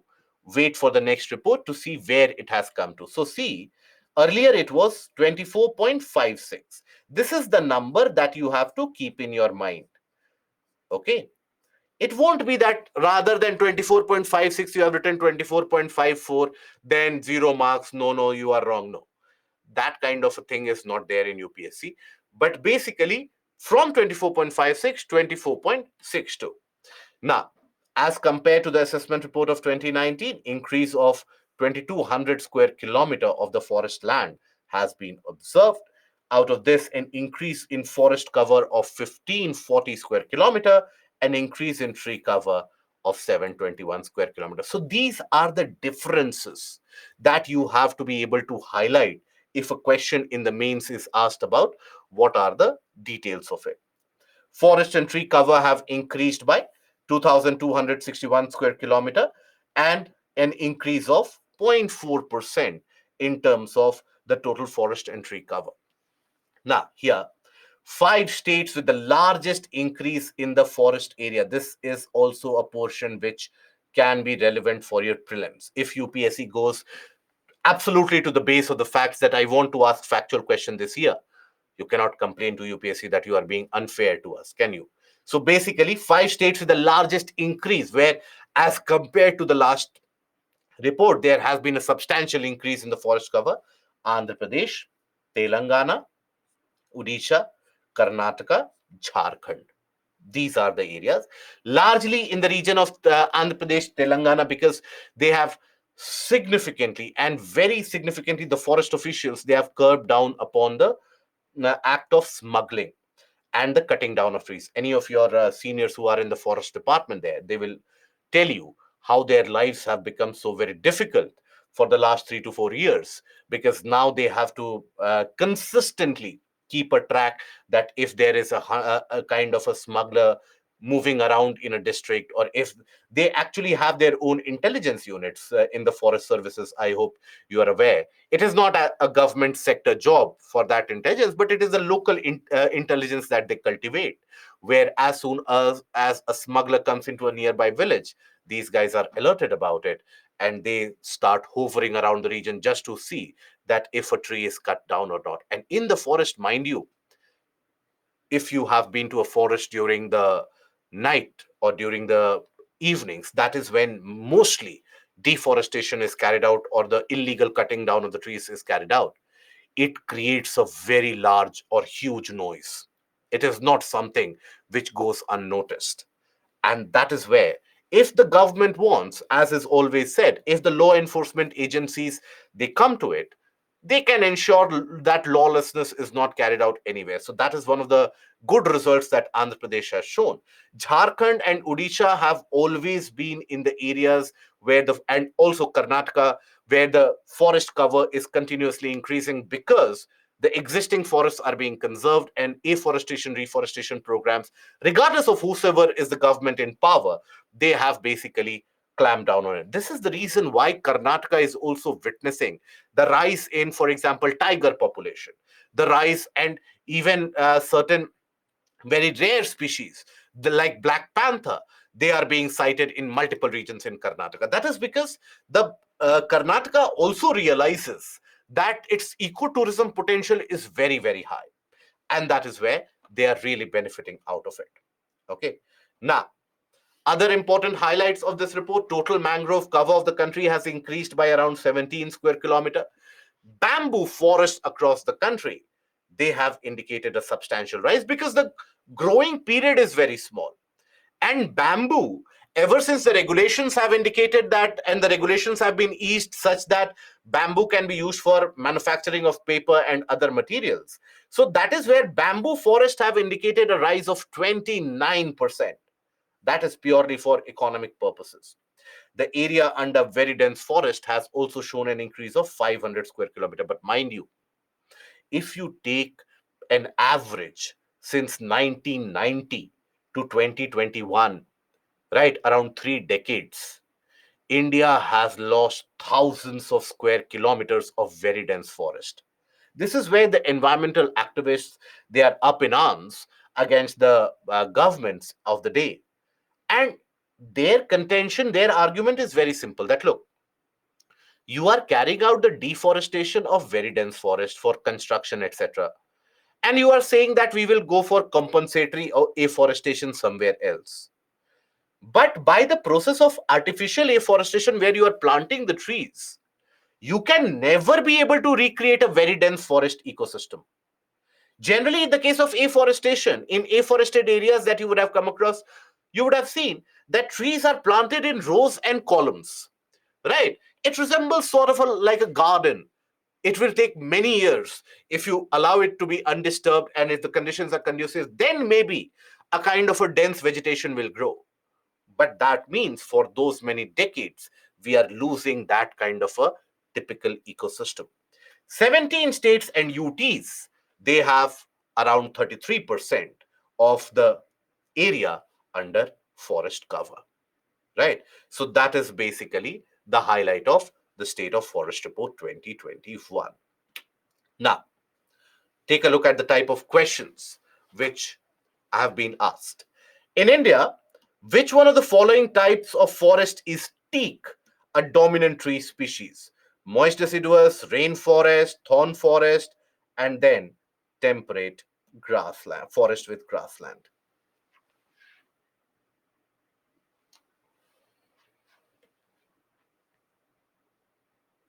Yes, Haritaharam project conducted in Telangana. For that, it was given prizes also. International awards were given to Telangana for this. Yes, Dinesh.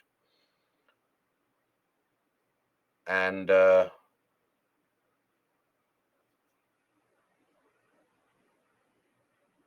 Shubhankar, peninsular sal forest means you have the trees sal trees which are present. So they are present in some parts of peninsular India where the rainfall is not very dominant. Okay.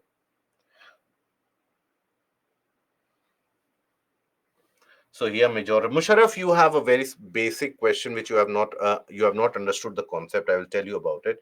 So, a majority of you have given the correct answer. That is A. 67% of you. That is tropical moist deciduous forest is where you'll find teak. Okay. Which one of the following regions of India has a combination of mangrove forest, evergreen forest, and also deciduous forest? North coastal Andhra Pradesh, southwestern Bengal, south coastal Saurashtra, and Andaman Nicobar Islands. So, Musharraf, understand what is this classification? How do you classify an area as a forest? If let's suppose this is a region, in this is a district, how will I classify whether this is a forested land or not? Is it the case that if I find certain trees in this area, will I say that this is a forest? No. So, what can be the criteria? Because it can happen that trees are there in certain density in this region, trees are there in certain density in that region. So, how do you classify that? So, basically, so here the correct answer is Andaman Nicobar Island. So, basically, how do you designate a region as a forested land? So, the area has to be greater than 1 hectare. And in that area, if let's suppose you have the canopy density, you have the trees which are spread over, and the canopy density of that region is greater than 10% of that land area. That means, if I simplify it, if let's suppose the area of the land area is 10 hectares, let's suppose. So, overall, out of these 10 hectares, at least, or the better wording should be, canopy cover in this area should exceed 1 hectare. So you can have, let's suppose, tree here, a tree here. Overall, if you compute the entire canopy density, if it is coming out to be more than 1 hectare, it is a forest. Is that understood now? Right? Or is that still beyond reckoning? I hope that is understood. Understood? Okay.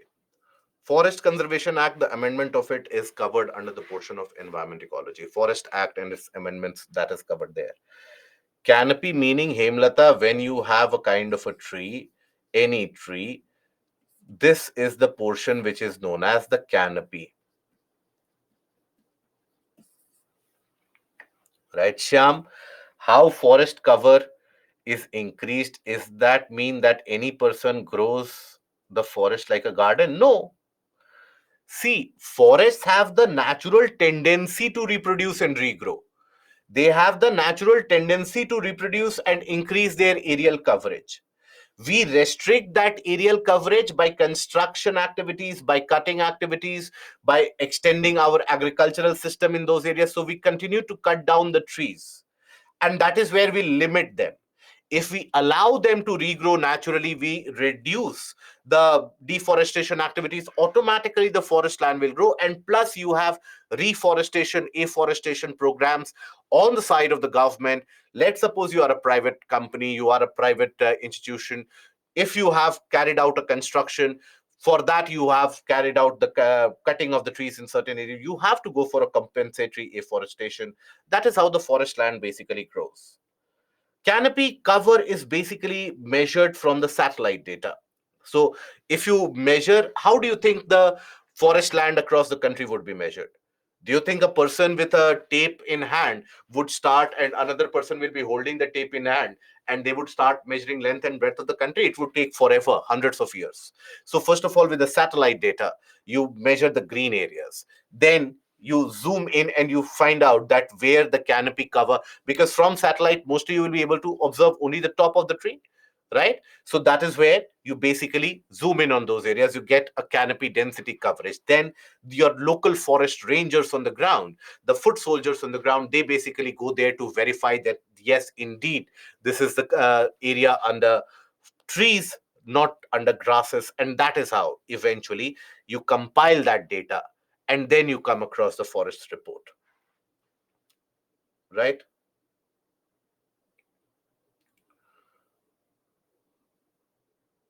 What I mean is how forest cover is increased for every 2 years. So, as I told you, Shyam, forests have the natural. I understand your predicament. Your question is that a tree takes 30 years to grow. So, how can we say that the forest land has increased in 2 years? Understand my point. Forests have a natural tendency to reproduce. Do you think if we humans have not be would not have been there, the trees would not have reproduced? Do you think the trees would not have? And it is not as if that the tree will reproduce and within 2 years. So the scale of deforestation is so very high. The scale of, let's suppose this is a forest, natural tendency of this forest, leave any area which is not impacted by the human activities, no human interference. Within a few years, within a few months, you will find that the vegetation increases like this. Within a few years, you'll find the vegetation increasing like this, right? So it might be the case that in the previous forest report you have measured this area. By the time that the new forest report data is generated, another area, the vegetation which was earlier in a nascent stage, that has grown to adult trees. So now that you will carry out the forest survey, you will carry out the survey of this larger area. Now, if in 2021, 2019, you would have carried the survey, you would have some areas where the small plants would not have developed into the trees. Now, in 2023, you would have that area under forest also. Okay. These are some of the very basic things, my dear friend. Forest department, instead of planting trees in forest, they plant saplings near highways, which is wrong. Absolutely, yes. In forest area, in my area with 450 acres, which was actually dense forest, they planted acacia. That is true. That is absolutely true. And that is one of the sad things. Due to which you see the biodiversity also. Now, the ones which are used to living in dense forest, they will never go to in such areas, will they? Atharv, you told about two requirements of identifying forest, but doesn't it go against the Supreme Court ruling of Godavarman case? So, see, understand, this is the classification of what you consider as a forest. What did Godavarman case say? The Godavarman case of 12th December 1996, the Godavarman judgment, what did it say? It was about deforestation. And that is where Godavarman case basically talked about the dictionary meaning of deforestation rather than the dictionary meaning of forest. So the Supreme Court bench, they observed that you should not go for any kind of cutting of trees anywhere. That is in order to basically simplify that process. That is one of the reasons why the Forest Amendment Act of 2023 has been brought into the picture. Okay. And no, Deepthi, this is that is going to be it. And GS paper 3 in agriculture topic comes from around 50 marks, roughly 45 to 50 marks. Yes. This is the mistake of the forest department, not humans. Forest department is made out of humans, isn't it? It is basically that corrupt practices which go on in the forest department. And can we have a clear idea about the term vegetation? When we say natural vegetation, we are basically talking about areas of an unadulterated natural plants and trees which grow in an area, that is vegetation. Okay, I think I now we can move. So now we come to the portion of soil and associated problems. Now in this also, this is relevant for your prelims. Okay, I'll give you a break, don't worry, I'll give you a break. Immediately panic struck, and helter and skelter did people run, as you would read in novels. So immediately I got around 15-20 messages, break, break, break. I will give you a break, don't panic. Today I will try to give you multiple breaks. Today I will try to extend the session a bit, so I'll give you multiple breaks. Don't worry. So for prelims, regions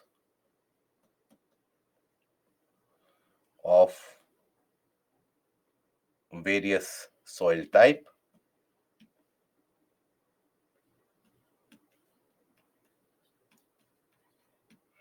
that is a regional spread, basic features,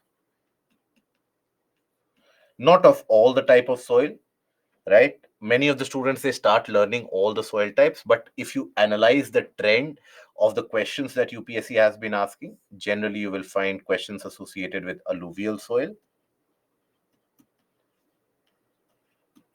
black soil,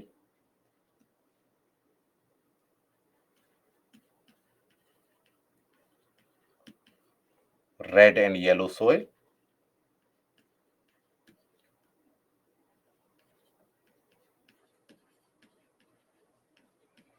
and also laterite soil. These are the areas that you should concentrate upon, the basic features of them. That would be sufficient.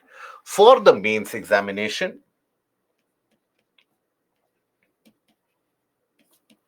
soil erosion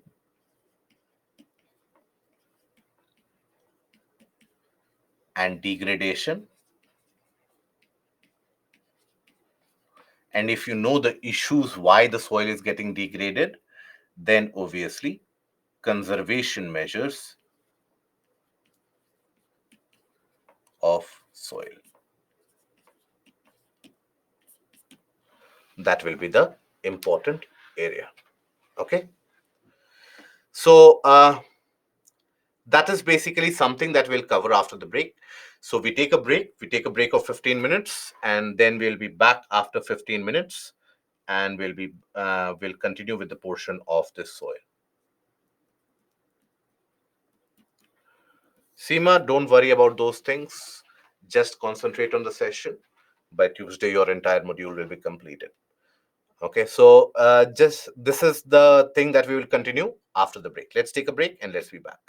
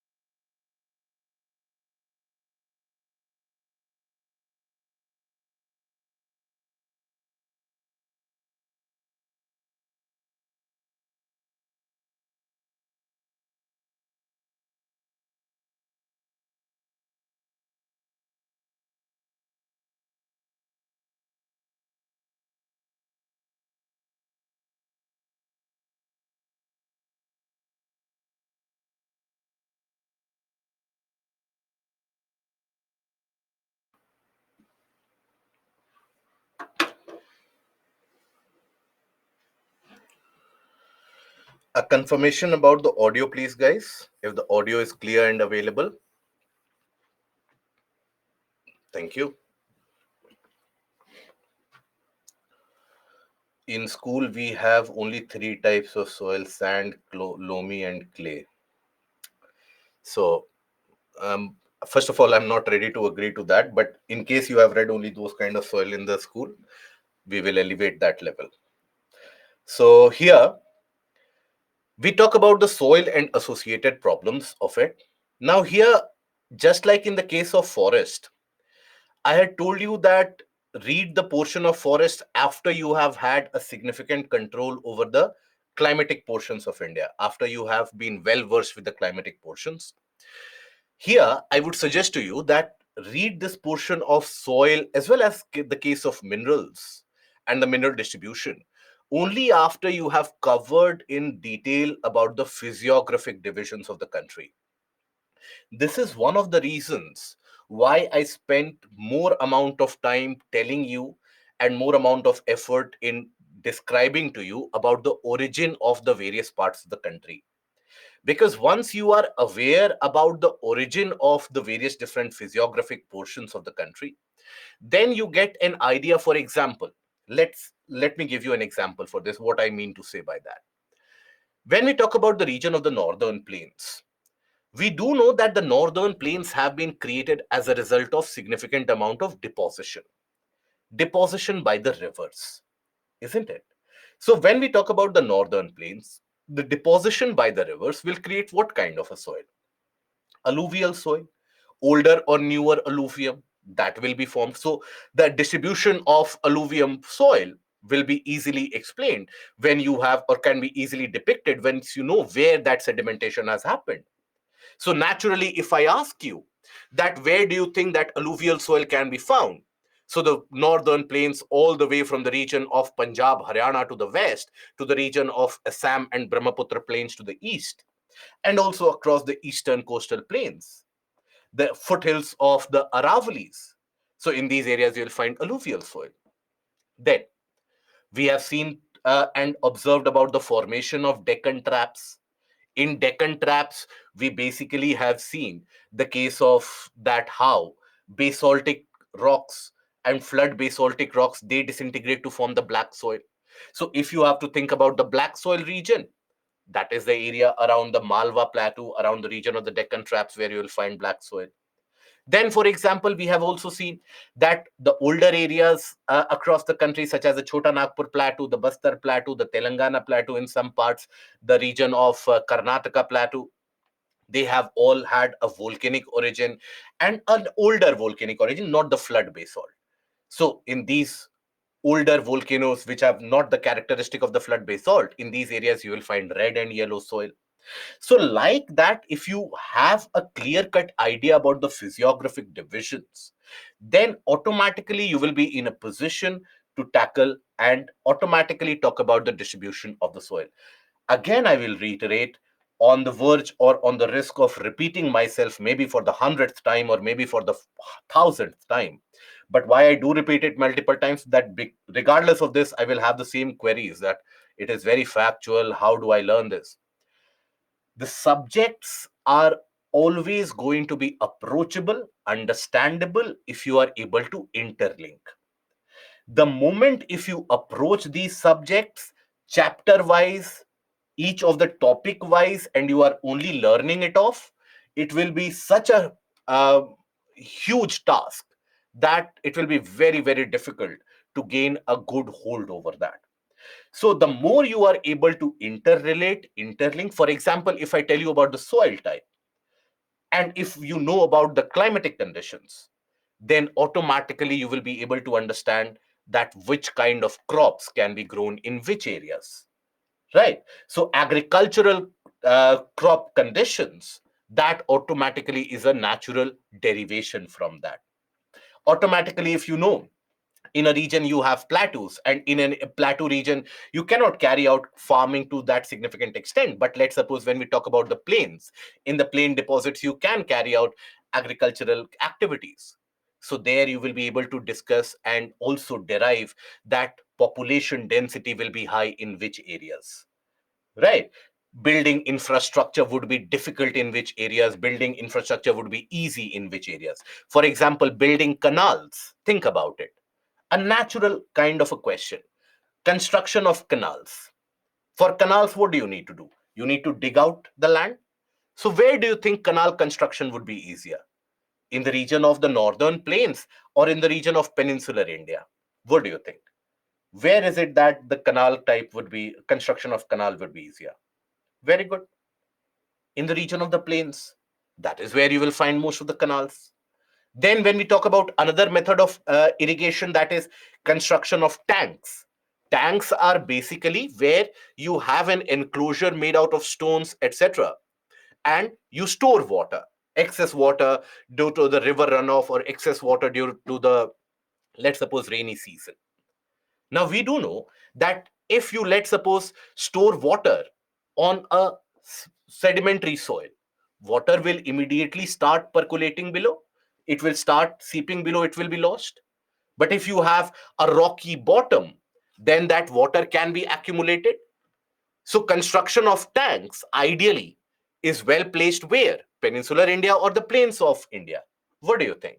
Where is it that tank construction would be much more conducive? Peninsular region, right? So it is a natural derivation, guys. Understand, it is not about each and every portion that you have to rectify. Okay, I will never suggest you to start learning these things. Okay, again, in terms of climatic division, for example, we do know that in the region of the southern hills, where is it that the temperature experienced is generally higher? Southern hills or the northern mountains? Where do you think that the temperature or average annual temperature will be in the range of 30 degrees? In the Himalayan region or in the region of the Nilgiris? In the southern hills? Then, if I tell you, coffee grows in the sloping areas where you have the average temperature around 25 to 30 degrees. So automatically you will be able to deduce that the natural growing area for coffee will be the region of Nilgiris rather than the Himalayan mountains. If I tell you that cultivation of tea, for example, requires the sloping conditions where the temperature is around 21 to 25 or 27 degrees Celsius, natural deduction will be that in the Himalayan region you will find them. That is the way to move in this portion of Indian geography. Otherwise, this is a portion which will turn out to be so very factual that it will basically not only remove all the interest that you have with the subject, you will start questioning your life choices also. That why did I choose to pursue this examination of civil services? I would happily have done something else. I wanted to become a district collector. I'm studying about this laterite soil, red soil. I wanted to take care of the district. I wanted to sit next to the prime minister, and together we could have decided the fate of the country. I had told my friend also that let me become IS officer, then you will have a good time. And now I am studying about ITCZ movement. What am I doing in that life? So if you have to avoid this kind of a predicament in your life, start interrelating, interlinking. Only then it is something which you will be able to grasp also. It will pique your interest also, and it will be relevant for the exams also. Okay. Having said that, when we talk about the soil here, what do we understand by soil? How is soil formed? What is the process of formation of soil? So, soil generally is formed by the weathering and the disintegration of the rocks. So, when we have the rocks in any particular area, when they get disintegrated, when they get broken into multiple different parts, multiple different smaller portions, that is when the rocks will get broken into smaller rocks, smaller portions. They will further be broken into many smaller pebble pieces. They will be broken into finer soil sediments, right? So in general, if you take a look at the entire profile of the soil, for example, if I can show you the profile of the soil, so at the base in areas you will have unweathered parent bedrock where the rock has not completely or has not been broken. Above it, the rock has partially broken. Above it, more partially broken. And then you have the topsoil, the soil that we encounter, which is very, very fine. Right? So that is how you have the soil formation which is observed. Now, soil is basically a mixture of rock debris and organic materials which develop on the Earth's surface. It takes millions of years to form the soil, maybe up to a few centimeters in depth. Because think about it, breaking of the rocks in itself can take hundreds of years and thousands of years, and then further disintegration of that broken part into that powdery layer and that powdery structure, it will take humongous amount of time. So that is why soil always is a result of a long geological processes. You also have what are referred to as azonal soil, which basically means that the soil in that area has not been created by the weathering of that rock in itself, but maybe a river like Kosi bringing down the sediments from the Himalayas, depositing it in the region of the plains in Bihar. Now, the origin of those sediments or that alluvium has not happened in that original place of Bihar. It has happened somewhere in the region of Nepal Himalayas, and that has been carried by the river and has been deposited here eventually. Okay, so that is basically the entire process of formation of the soil. Now, here, soil is very, very important for biodiversity. Very important.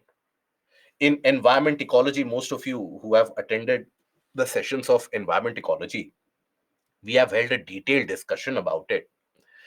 That through the geological history or the geographical history of the planet, soil is something which has been formed late. That is, the rocks, etc., they came into existence around 3 billion years back, 2.5 billion years back. And subsequent rocky formations have happened due to volcanic eruptions, which have rocked the entirety of the planet.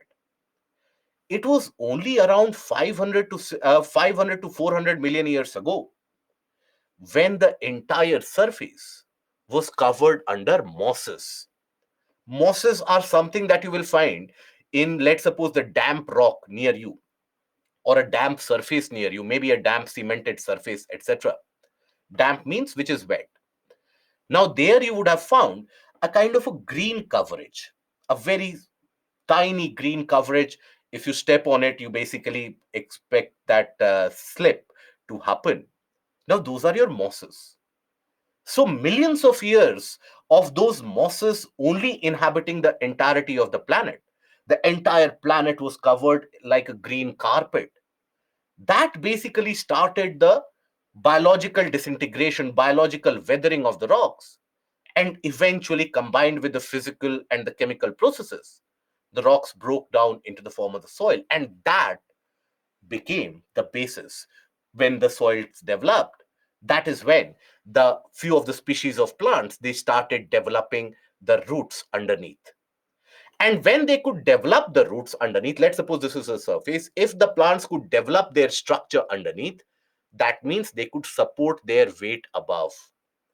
That is when, with the evolution of lignin, which is one of those materials, lignin and chitin, they are the materials which provide strength to the plants, structural integrity to the plants. That is when the plants, they started rising up.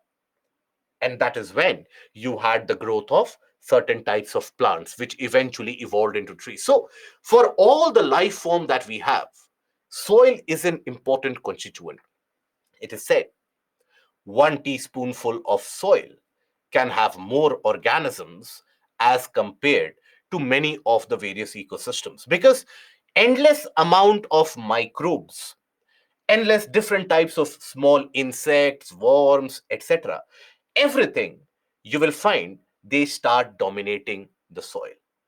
So that is one of the chief characteristics that you find in the region of soil.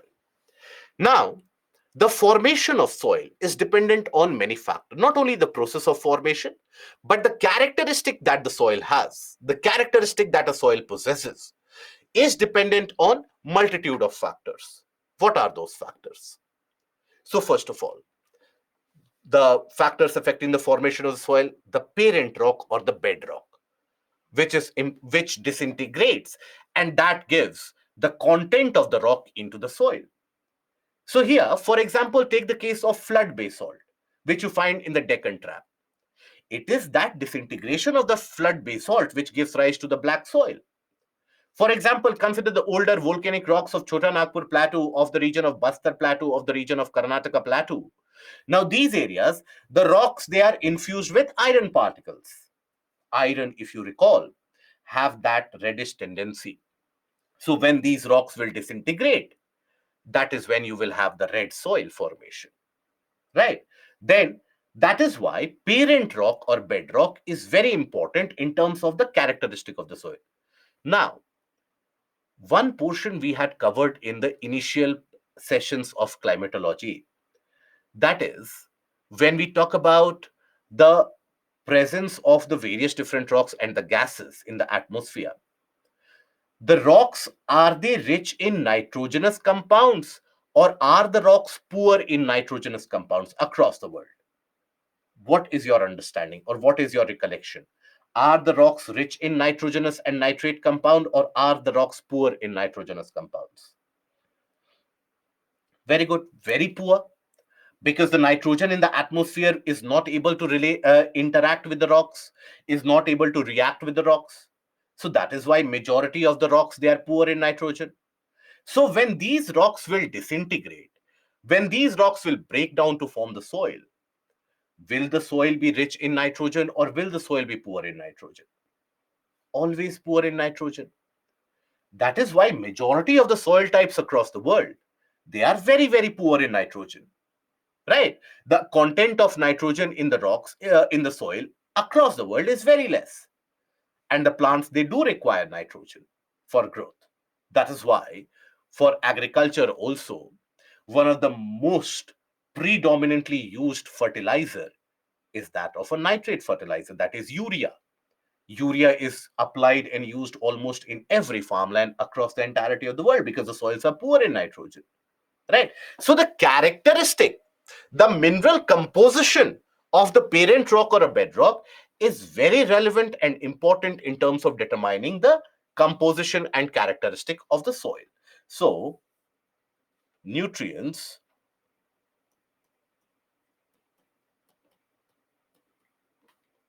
in the bedrock,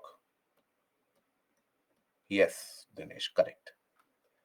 Nutrients in the bedrock are instrumental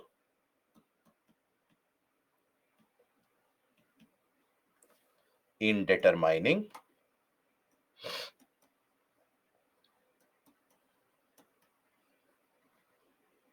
the nature or characteristic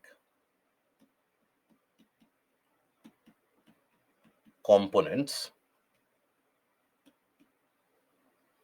of soil. Example, black soil, red soil, and so on. Then, climate. The climate experienced in an area, that is also very important. Not only can the climatic conditions accelerate the rate of weathering, the climate in a region can also end up determining what amount of nutrient is present in the soil. For example, let's suppose any particular area experiences very very dry condition. In your region also, you would have experienced that during the dry season and the dry months, the soil around you turns sandy. Due to lack of moisture, the particles, they start separating themselves. The particles, they don't stick to each other any longer, right? So the soil becomes sandy in nature. In dried areas, that is why in the region of desert areas or dried conditions, you'll find sandy soil. Then, for example, in certain areas, you will find the climatic conditions to be such. For example, in the areas around Delhi, for that matter, in the Delhi Ridge area, for example, in certain parts of that is Delhi Ridge, when I'm talking about the southwestern portion of it, the region surrounding the Aravalis and the Aravali ecosystem. Then, for example, in the region around Tamil Nadu, certain areas of Bihar, Jharkhand, Chhattisgarh, some parts of Karnataka also, you will find that there is excessive amount of rainfall, followed by a very significant dry condition. Again, excessive amount of rainfall, followed by a dry condition.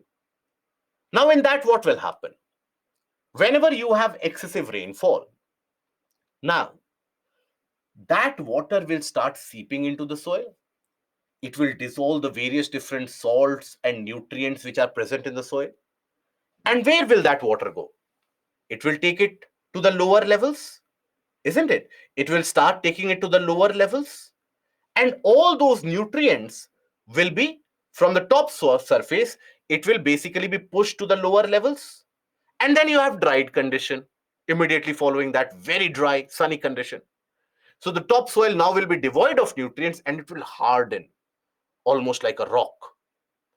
That is the characteristic of a laterite soil. So climatic conditions not only end up determining the rate at which weathering is happening, but also ends up determining the conditions or the characteristic, the nutrient component, the nature of the soil. So here, determine the rate of weathering.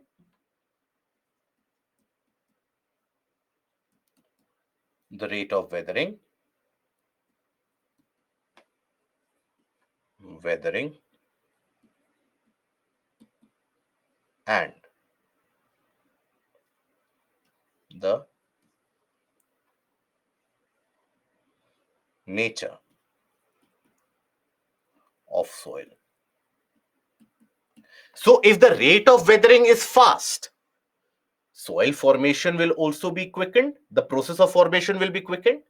If let's suppose weathering is happening at a very slow pace, very slow rate, that means the soil formation will also be delayed.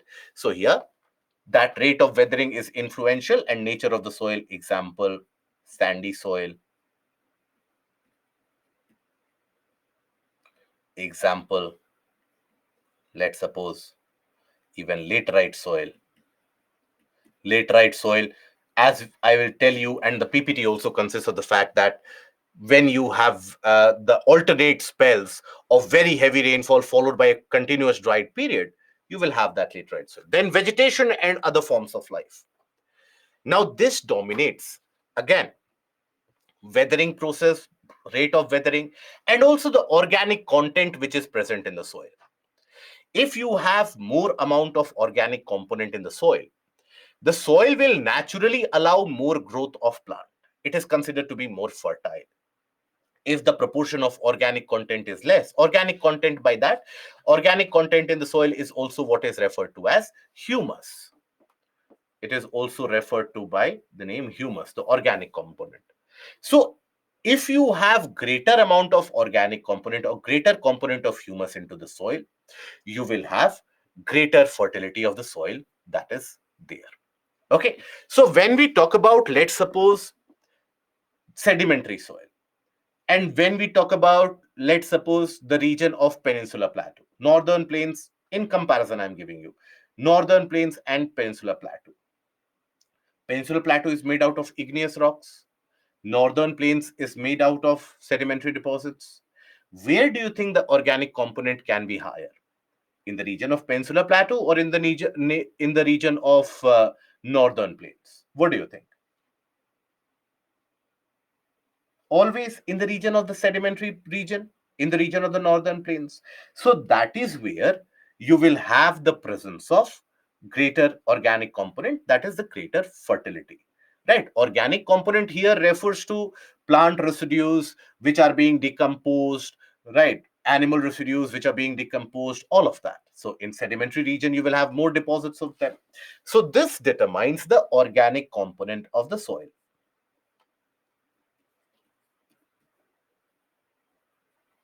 Means the organic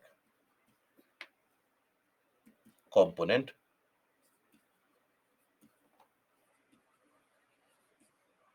of soil. What is the total constitution of organic component in the soil? And that determines the fertility. Then is the time taken. Greater the time elapsed in the formation means greater would have been the weathering. If the soil is formed in lesser period of time, means that weathering would not have been that prolonged. Greater amount of weathering means that soil will be reduced to much finer particles. If you have reduced and an accelerated or less amount of weathering which has happened, means the particles will be much larger in size, the coarse grained, right? We do know that when you have fine particles of soil, small particles of soil, they have a better ability to hold moisture and air within them. Air as in oxygen we are talking about. But when you have larger particles and grains of soil, they won't be able to hold water. All that water will seep down or will evaporate. So, finer the particles of the soil, what is referred to as a texture, finer is the texture of the soil, better is the air and water retention capability. And better the air and water retention capability, more fertile is the soil. So, that is why when we talk about the time, greater the time taken,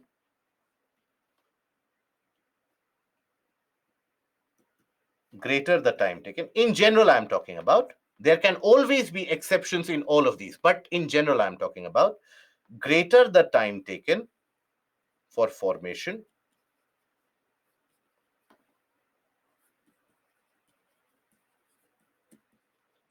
finer particles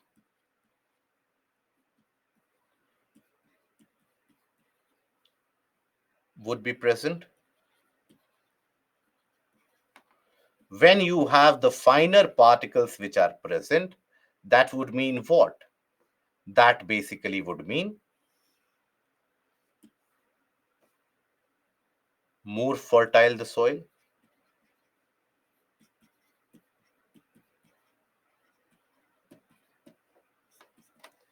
Okay. Then actions of running water, wind, river, glaciers, everything. Now, these are the agents of nature which carry out the process of gradation, that is erosion, transportation, and eventual deposition somewhere, right? So they can control the rate of sedimentation which is happening. For example, glaciers will deposit glacial till, rivers will deposit silt or alluvium, right? Wind will be able to form lowest plains. So basically, they also form sedimentary nature by the sedimentary kind of soil by the process of gradation or deposition. So they control the deposition,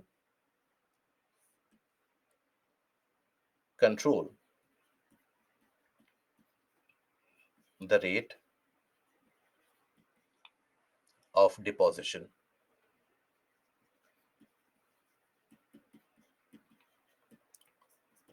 So, for example, in areas of larger rivers, you will find very fertile sedimentary soil, fine particled sedimentary soil, right? So, Nile River Basin, Ganga River Basin, in all these areas, you will find that agriculture is the one predominating. Danube, River Danube. Now, where does River Danube exit into? Where does it empty its water into? Danube. Then you have Don, Dnieper. Where do they empty their waters? We have talked about it many times, particularly in terms of oceanic salinity when we're discussing. Are we aware about the names of these rivers? Danube, Dnieper, Dniester, Don? Yes and no. Okay. So many of you have not done the maps that I had given to you. Okay, we are not aware of this. Correct, Rohit. Very good. Ziba, very good. So basically, these are the major rivers of few of the major rivers of Europe which empty their water into the Black Sea. That is the reason why we had discussed the fact that why Black Sea has got less saline waters as compared to Mediterranean, because in the region of Black Sea you have the emptying of the waters of the five major rivers that we have: Don, Dnieper, Dniester, Danube, etc. Then in the Caspian, you have one of the large rivers of the Eurasian region, that is Volga, which exits its water or empties its water into the region of Caspian. So these are the areas of Danube, Don, Volga, where you'll find again very fine sedimentary soil particles. And that is the grain bowl of Europe. That is the region which is very rich in terms of its wheat productivity, in terms of its wheat growth. So that is again created by fertile deposits. If you talk about North America, River Mississippi. Mississippi creates a fertile plains in its deposits. And that is where that region of the significant, what is known as the corn belt, where maize is grown, corn is produced in large amount. That is the corn belt of US, right? For example, in China, you consider Huangho. Now, Huangho consists of significant amount of deposits. That is why it is also referred to as a yellow river. Now, there, again, agricultural productivity is high because fertile sedimentary soil. You talk about another major of the South Asian rivers, that is River Mekong. River Mekong drains eastwards into the region of South China Sea, and that is across those belts where fertile sediments are deposited, where you will have paddy cultivation. Okay, significant amount of paddy cultivation. And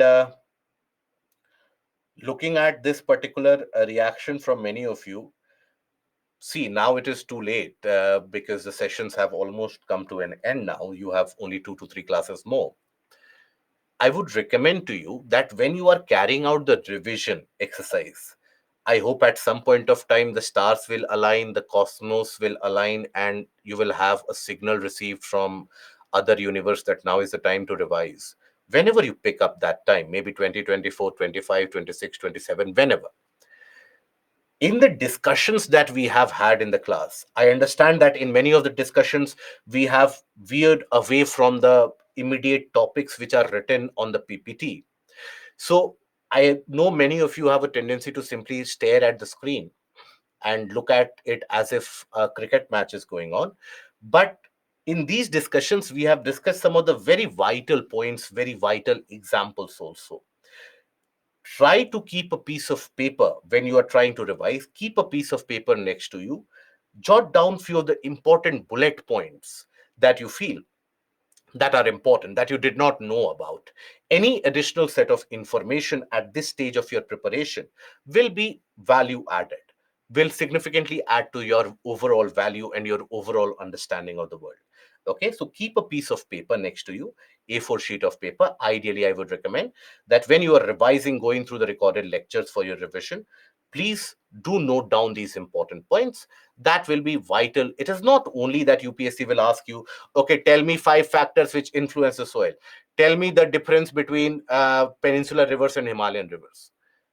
UPSC is much more evolved than your class 8th or ninth examination. You have to be evolved along with that. So please, in the portion of climatology also, in geomorphology also, in oceanography also, we have managed to discuss many portions of the world.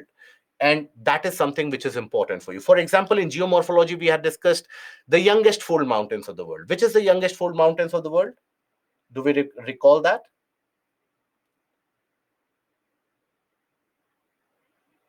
Hmm. Clearly, we have no clue.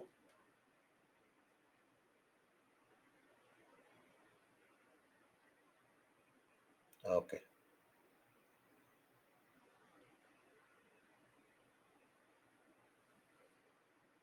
Okay, I had given you in a couple of classes map pointing.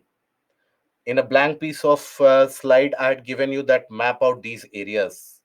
Did you do that? No, all those who are writing Himalayas, please stop. No, no point. Himalayas are not the youngest fold mountains. It is the coastal cascade ranges that you find in the west coast of North America, in the western side of Rockies. So I had asked you to map that out, and I told you this is the youngest, but nonetheless. So that is the approach. Please follow it, and that will be productive for you.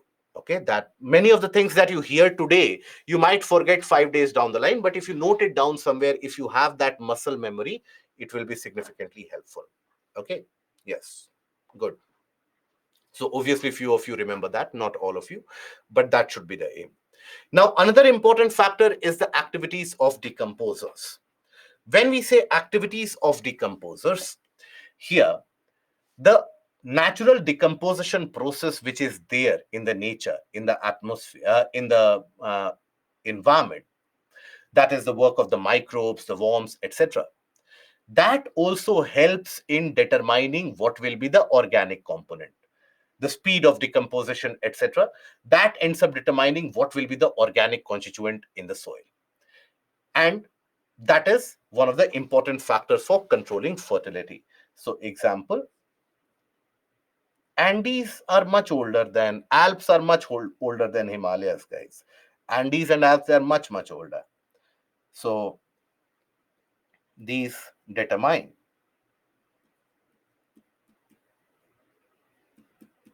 the organic component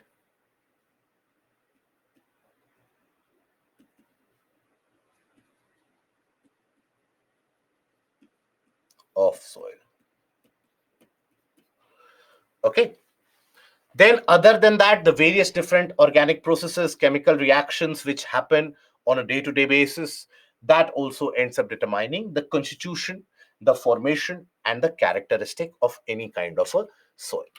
Now, here, when we talk about the soil profile, as I told you, in general, you will find, and you would have experienced this also. If, let's suppose, in your area, drilling or boring activity has been carried out, you would find out in that area also that as you start digging up, as you start drilling, so initially you have fine layers of soil, later on you find larger layers of soil, and eventually you hit the rocks, right? So that is the case almost everywhere, where at the base you will find unweathered rock, the parent rock from which the soil has been created, and above it partially weathered, above it more weathered, and so on. The topsoil is the most fertile layer of the soil. So the topsoil, that is the most fertile. So all the organic component, majority of the nutrients, that will be constituted in the topsoil. That is why if the topsoil is removed, if by some process or the other is eroded, then the region becomes infertile. The region doesn't have the ability to support plants anymore, and the region becomes degraded, land degradation as we refer to it. That is why soil erosion is such a major problem.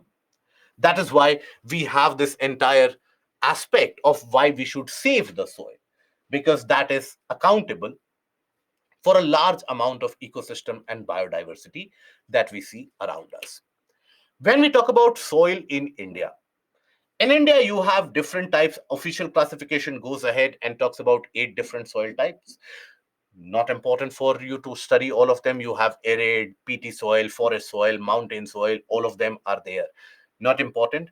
For the GS, there are 4 types of soil which are frequently asked. One is alluvial, red and yellow. Then you have black soil, and then you have laterite soil. You should be able to know about the basic feature of these soil types. I have given that in the PPT itself. It is present in the written portion of the PPT itself. So once you understand it in the class, use the PPTs for your revision. So, because India has a varied kind of physiography from north to south and east to west, and also varied kind of climatic conditions that are experienced, that is why India will also have different types of soil types. And those variation in soil types that you see, that spreads across various parts of the country. We start first of all with the alluvial soil. Now, alluvial soil is formed as a result of deposits, depositional processes and depositional features observed. Now, in India, in which portions you will have these depositional processes and depositional features to be observed? In the northern plains, you'll find a lot of deposits to be happening, right? The process of deposition will be very consistently observed in the northern plains. Then, in the eastern coastal plains, some part of the western coastal plains also, in the deltaic regions, for example, Sundarbans, Mahanadi Delta, Godavari Delta, Krishna Delta, Kaveri Delta, there will be formation of deposits. Then immediately on the western side of the Aravallis, where rivers such as Luni, etc., they drain. Further to the south, where let's suppose Mahi, Sabarmati, they drain in the region of Gujarat. So in that thin belt of Rajasthan, Gujarat, also you'll find deposits. That is your extent of alluvial soil. Overall, these are one of the most fertile soil that you will come across. Very productive. That is why, in the case of yesterday, when I was telling you that river systems have been the cradle of civilization, it is not only because the rivers are flowing. Had that been the case, then in the Rift Valley rivers, you don't find many of the civilizational evidences. You generally find civilizations to be growing and thriving in the depositional plains of the rivers. And that is where the fertile sedimentary soil, alluvial soil, that gets replenished year after year. You have deposits happening year after year, and that is when they are able to support plant growth, right? So this covers around 40% of the total area. Entire northern plains are made up of alluvial soil. They also extend into the region of Rajasthan and Gujarat through a narrow corridor. Eastern coastal plains, particularly in the deltas of Mahanadi, Godavari, Krishna, Kaveri, even in the region of Sundarbans, that is the region of alluvial soil. Now, they are depositional soils. That is, they are transported and deposited by rivers and streams in the northern plain by the three major Himalayan rivers. And we also know that depending upon when that deposit has happened, we have the classification as older alluvium and newer alluvium. So, older alluvium is Bangar and the newer alluvium is Khadar. Out of these two, which will be more fertile, Bangar or Khadar, which is more fertile?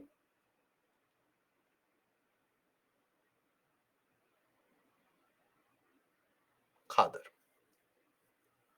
Good. Bangar. Why Bangar? Just because you had two options and you had to take 50-50, so go for Bangar. So few people will go for Khadar. Few of you are so smart. Few of you are so smart. Earlier you have written Khadar also, and then you are writing Bangar also. That somehow I will be correct. Okay. So basically, which will be more fertile? The alluvium which has been deposited more recently, that will have more minerals, and the alluvium which is uh, basically provided very frequently, that will be more fertile. So Khadar is always going to be more fertile. Which will have larger grain size? Khadar or Bangar? Larger grain size. Good. It is not Bangar, it is Bangar. Okay.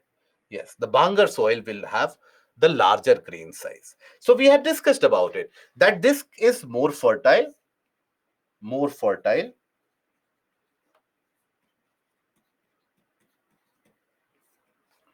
can support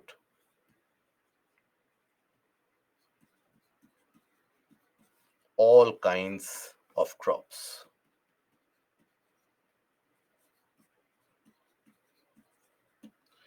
And when we say Bangar, this is the larger grained,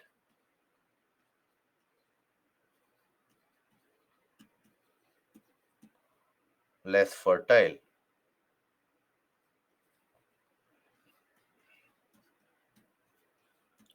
And that is basically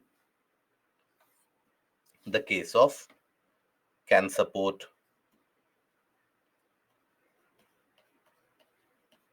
crops like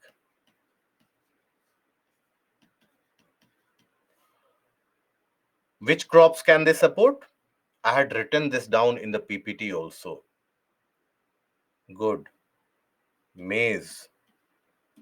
Then millets. Good. Then pulses. Some of the oil seeds. Good.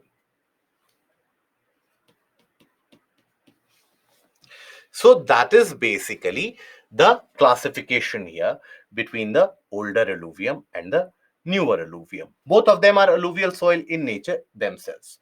Now, when we talk about the nutrient composition of the soil, now alluvial soil, they are rich in potash, phosphoric acid, and lime, and they are poor in nitrogen compounds. They will have some amount of organic compound also. Okay, this is the extent of the alluvial soil rather. This is the extent of the alluvial soil. This is the Luni, Mahi, Sabarmati belt in this area, right? This is the Indo-Gangetic belt in this area, Brahmaputra plains extending into this region, into the region of Bangladesh also. This is the region of the eastern coastal plain, Mahanadi Delta, Godavari, Krishna, Kaveri Delta. That is where you will have alluvium soil, right? This is the Deccan Trap region where you will find the black soil, and the older plateaus where you will find the presence of red and yellow soil. So that is why, if you would have paid attention to the portion of physiography, you would have been able to arrive at this conclusion very easily. So they are ideal for the growth of sugarcane, paddy, wheat, and other cereal and pulses crops. Due to the high fertility, regions of alluvial soil are intensively cultivated and hence are very thickly and densely populated as well. You will find high density of population in across the world. Wherever you have alluvial soil regions, because agriculture is one of the most prominent economic activities in those areas, population density will also be very, very high. Then comes the black soil region. When we talk about black soil, it is formed as a result of the disintegration of flood basalt, right? Formed due to the disintegration of or the breaking of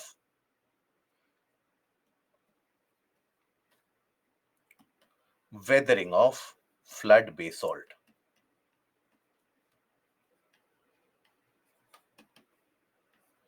Now, where do you find that flood basalt in our country? In the regions of Deccan Trap and in some areas of Malwa Plateau also, right? So found in the regions of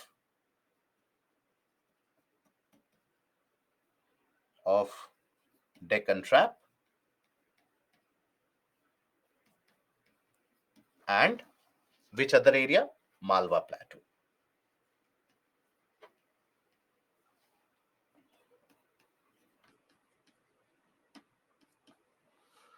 Okay, so that is something which you find as a consistent thing.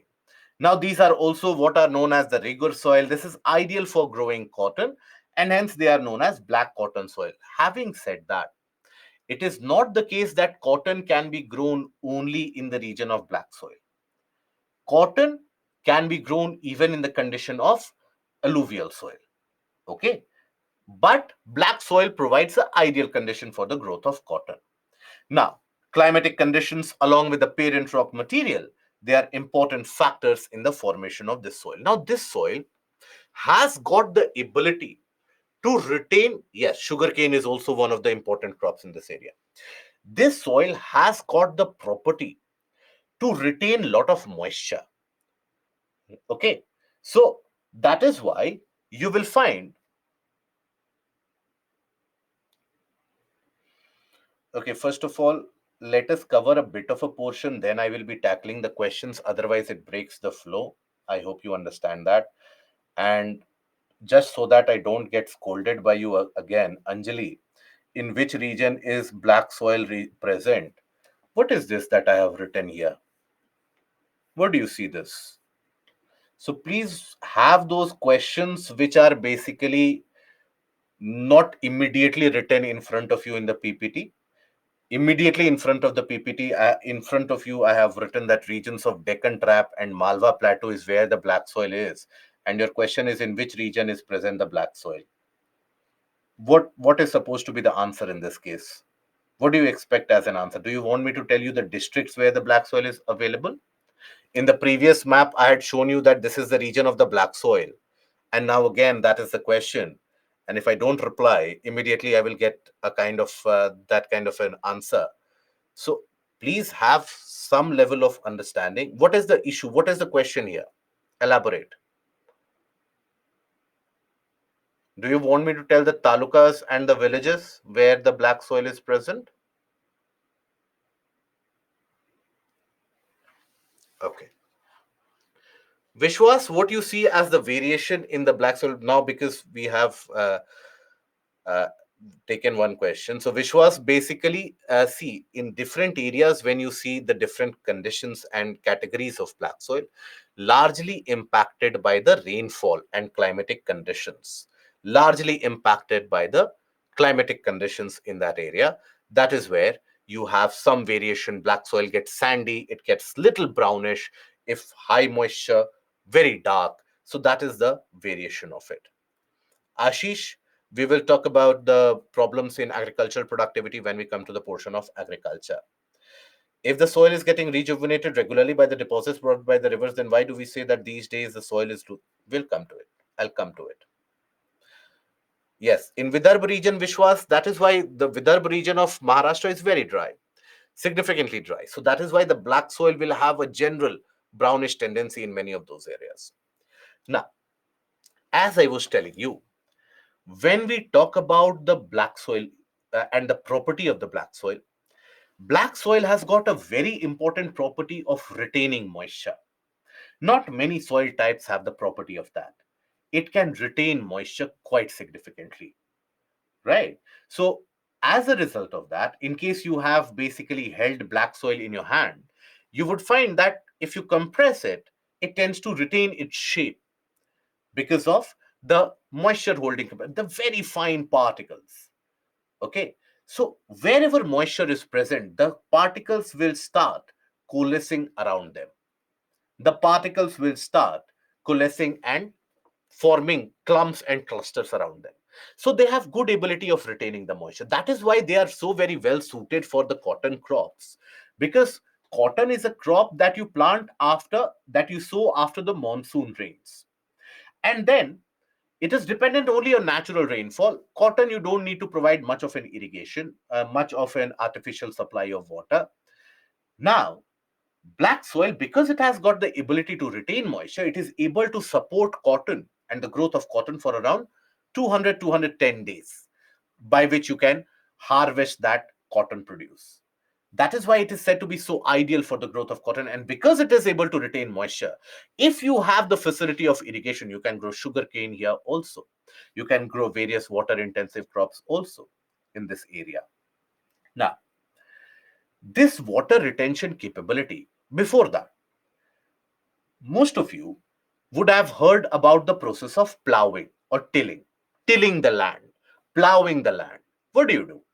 You basically upturn the soil, right? You basically use the plow, and with the help of the ox or the bull or maybe the tractors nowadays, you basically upturn the soil.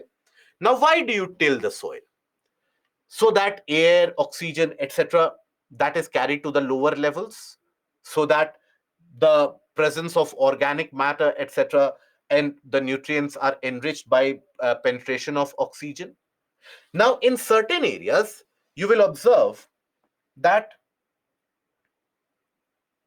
black soil, when it gets dry, okay, when it gets drier, means moisture content is very less.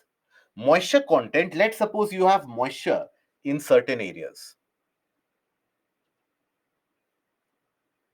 Moisture here, here, moisture here, here, here, and so on. Let's suppose. Now the soil will basically clump around them because they have the ability to retain moisture. They will form a clump around them. In the process, what happens? That large cracks on the surface are opened up. Not very large cracks, but substantial amount of cracks, they open up on the surface. That allows for natural penetration of air to the lower layers. That is why in the region of black soil, you don't need to plow the land so frequently. You don't need to till the land so frequently. And that is the process or the property of black soil, which is referred to as self-plowing. It is written in the PPT also, so don't worry.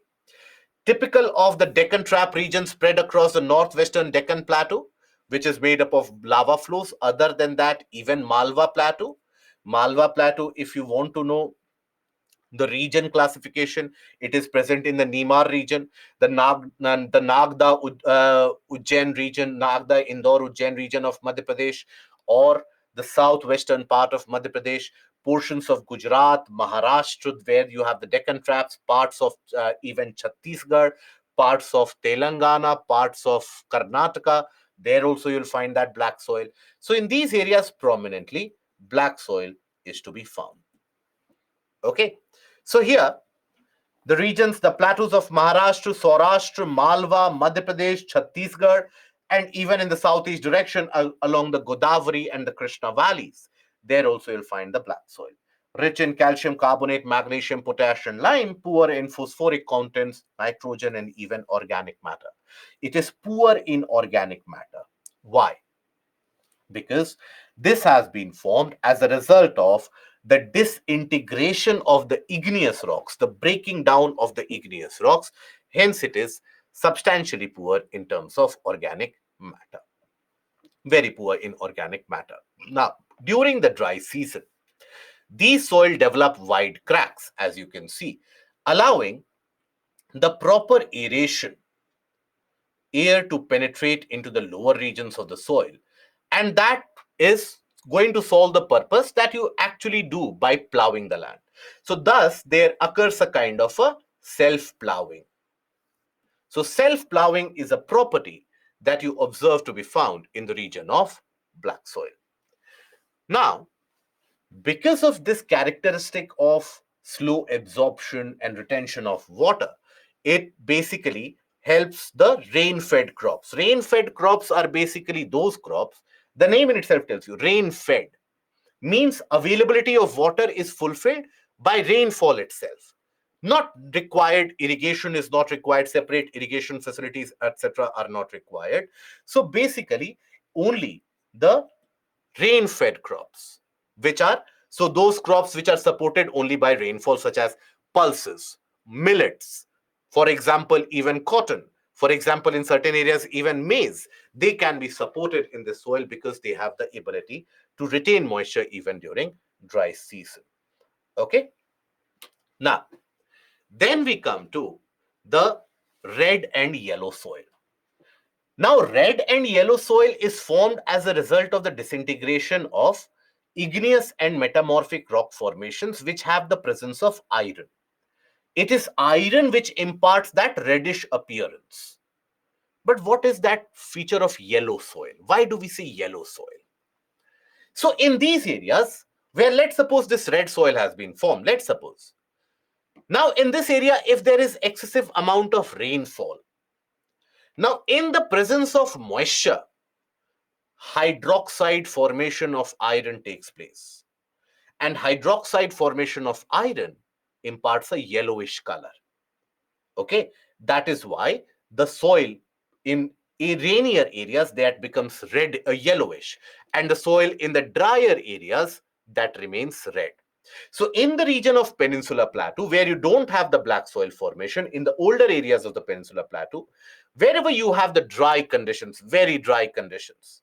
So in those dry conditions, red soil formation, right?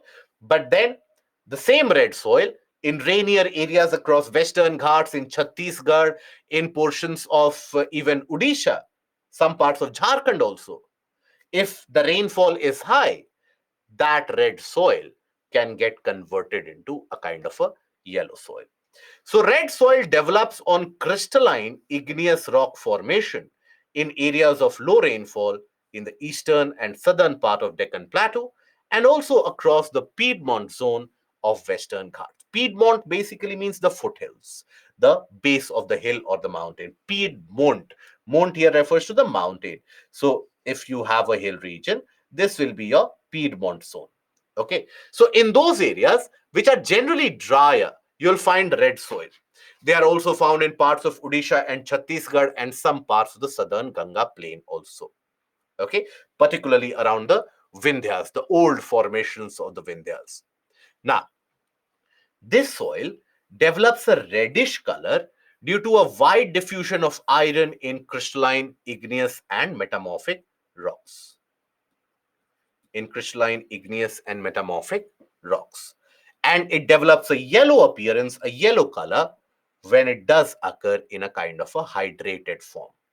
Right? So when you have occurrence of rainfall, it is in that condition that it forms the yellow soil. Okay, so that is basically the case of red and yellow soil. So the fine-grained red and yellow soil are normally fertile, whereas the large-grained particles, which are found in dry upland areas, they are hydrated form means excess of water, abundance of water. Okay, that abundance of water. So here, when you have coarse-grained soil, they are poor in fertility because coarse grained soil, they don't have the ability to trap air and moisture within itself. And plants, the roots of the plants, that requires availability of air and moisture. So that is why in large coarse grained soil, you don't have that ability to support plant growth. So here it is poor in nitrogen, phosphorus, and organic compound also, that is humus. Why? Because it has been formed as a result of the disintegration of igneous and metamorphic rocks. Igneous and metamorphic rocks, they don't have animal and plant remains. That is why the soil which is created will also be poor in organic components. So observe the older plateau areas. The older plateau areas. This is where you'll find the red and yellow soil. Now, in these areas, whichever region has got higher amount of rainfall, yellow soil. Whichever region has got less amount of rainfall, dried condition, the soil will continue to remain red. So originally, it is red. But because of rains, because of abundance of moisture in certain areas, it gets turned into a yellowish structure. Then you have another soil which appears reddish in color, and that is the laterite soil. It also will appear slightly reddish in appearance. Appearance is reddish. Appearance is reddish.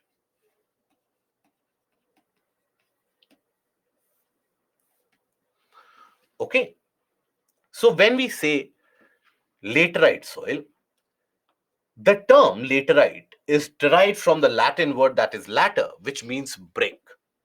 Now, if you come across certain soil structures, it is found almost anywhere and everywhere in small patches. Certain soil structures that you would come across. During the dry conditions, the soil hardens to such significant extent that it is very similar to like a rock, right? It is very similar to like a large rock formation. Okay, so here that is the case of the laterite soil. So laterite soil is to be found in those areas where you have a typical very wet followed by a dry season. So in those areas where you have the climate of alternate wet and dry season. Why do I say so? Is basically, let's suppose you have the soil in this area which has got various different nutrients.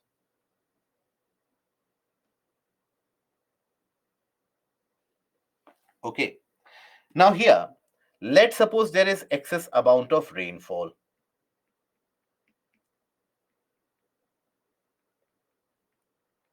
So what does all that water do? It starts seeping down. It starts seeping down. It will dissolve all the nutrients. All the nutrients then will be accumulated into the very lower portions here. That is where all the nutrients will be accumulated. So in a way, the topsoil then will be devoid of any nutrient whatsoever. Topsoil won't have any nutrient at all. So it won't be very fertile, right? And then it will start hardening. It will become very, very hard, almost like a rock. Okay, so that is the condition. So if I show you the cross profile, observe here. The topsoil has a different coloration. It is drained of all the salts, all the various salts, they have basically accumulated here. Now, because the salts have been taken to the lower level, the soil is acidic in nature. Okay, it is poor in nitrogen, phosphate, and calcium. It is one of the infertile soils that you will come across. Now, here, if you carry out proper conservation techniques, proper preservation methods, in that case, after the proper conservation methods, etc., if you observe this soil after that, then basically you can carry out even cultivation of tea and coffee in certain areas. You can carry out the cultivation of cashew nuts, areca nuts in certain of the regions. For example, in region of Andhra Pradesh, Tamil Nadu, Karnataka, Kerala, where in many of these parts you find that laterite soil. That is why you observe that reddish formation in various areas that you are talking about, that in my region also red soil is formed, it is basically in many of the cases laterite that you are mistaking it to be the red soil. So there you have this cultivation and conservation of the soil, which allows the farmers and the agriculturalists of the area to grow coffee, to grow cashew nuts, tapioca, etc. So, after adopting appropriate soil conservation techniques, particularly in hilly areas of Karnataka, Kerala, and Tamil Nadu, this soil is very useful for growing tea and coffee. Tea is grown in some parts of Andhra Pradesh by this process, and also in some parts of Nilgiris, by the way.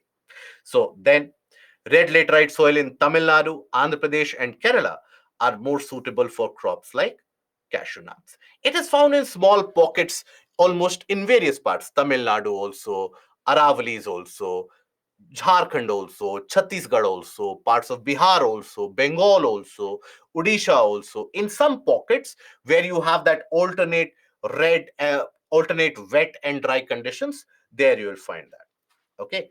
Yes, Areca nut has got a very good yield. So, mostly in the southern states, Western Ghat region of Maharashtra, Odisha, West Bengal, Northeastern region, and they're widely cut as bricks for the use in construction of various different houses. That is where it is used.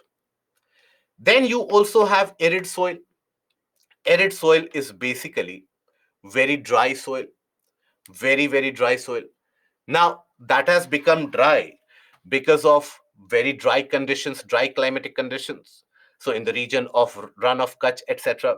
So, they range from red to brown in color depending upon the property and depending upon the dry conditions. It is sandy in texture and is saline or salty in nature. Okay. In some areas, the salt content is very high, and by proper evaporation techniques, etc., even common salt can be extracted from these areas. Evaporation is faster, it lacks humus, organic component is less because of very dry condition. The rate of decomposition will also be less.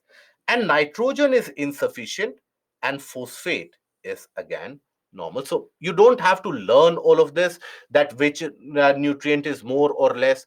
Just understand igneous rock formations, when they lead to soil formation, that is what is going to lead to the conditions of whenever you have igneous rock formations, that is going to lead to a soil which is poor in organic matter.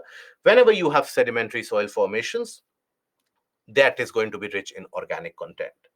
Then mountain soils, when we talk about, so in the region of the mountains, we have seen that depending upon what kind of climatic conditions you experience, depending upon the various different altitude, you experience different climatic conditions, right? You have very high amount of rainfall at the base, very little dry conditions at the top.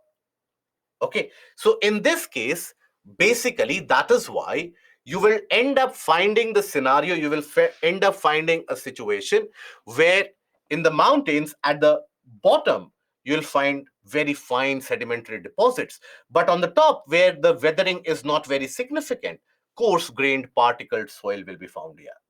So at the foothills, you will have fertile soil, loamy fertile soil, right? So on the valley sides, loamy and silty, upper slope, coarse grained. Snowbound areas of Himalayas, where they experience some amount of weathering, the humus content is low, organic content is low, because in the upper reaches of Himalayas, the rate of degradation or decomposition will also be low. In the lower valleys, the soil is very fertile. Then you also have, yes, all the soil is poor in nitrogen, every soil. Then you have saline soil. Saline soil means all the salt content, etc., has come on top. So this is something that you would have observed at your level and at your region also. When we talk about, let's suppose in your backyard or your back garden, let's suppose you spray water. That water is absorbed by the soil.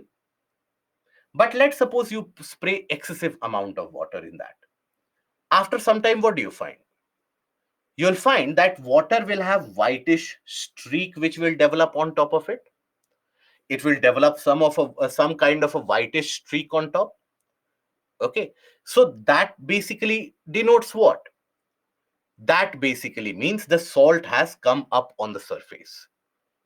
So, in case of areas where you carry out excessive irrigation, in case in areas where there is water logging, there is not proper drainage, all that salt starts coming up on the surface due to the capillary action. Capillary action, I hope we are aware.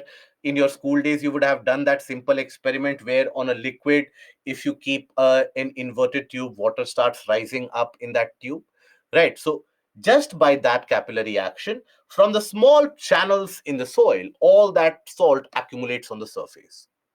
Now, as the water evaporates, that salt will be left behind and it forms a very hard, thick layer on the surface. A hardened and thickened layer is formed on the surface. And that is the condition of a saline soil. Okay, so this is also what is known as Usar soil. This is very infertile. Infertile. Now, they consist of various different salts which have accumulated on the surface and they do not support much of a vegetative growth. There has been more salt largely because of dry climate and the poor drainage conditions. And there, in arid and semi-arid areas or in areas where you have excessive irrigation, water logging, accumulation of water, etc., that is carried out, in those areas, you have this. Okay, so in areas of green revolution, for example, Punjab, Haryana, Western UP, in those areas where normal rainfall is not very high, but excessive irrigation is carried out, tube well water, etc., is being supplied excessively, all that salt starts accumulating on the surface. That is when the soil becomes very hard again. It does not allow the penetration of air or moisture to happen to the lower layers. That is why many of the times what is done is that gypsum particles, very small and fine grained gypsum particles, they are mixed with the soil so that they can absorb moisture, so that they can cater to the moisture. So areas of intensive cultivation with excessive use of irrigation, especially in areas of green revolution, the fertile alluvial soil, they become saline. And that is where the farmers are basically advised to add gypsum. Why? To improve the soil texture,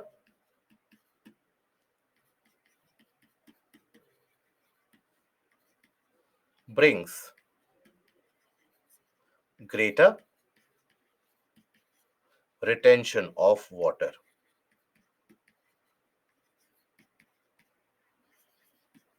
Salt and water.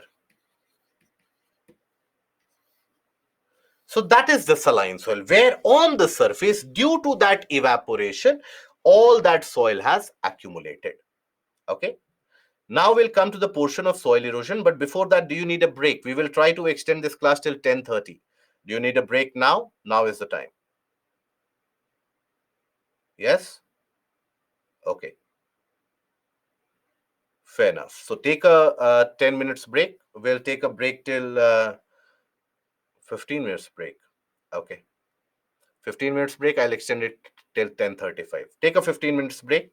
And after that, we come back. We will have another hour and 15 minutes of class. And then we'll end the session. At around 10:35, 10:40, we will end the session. So take a break of 15 minutes and we'll be back. Okay.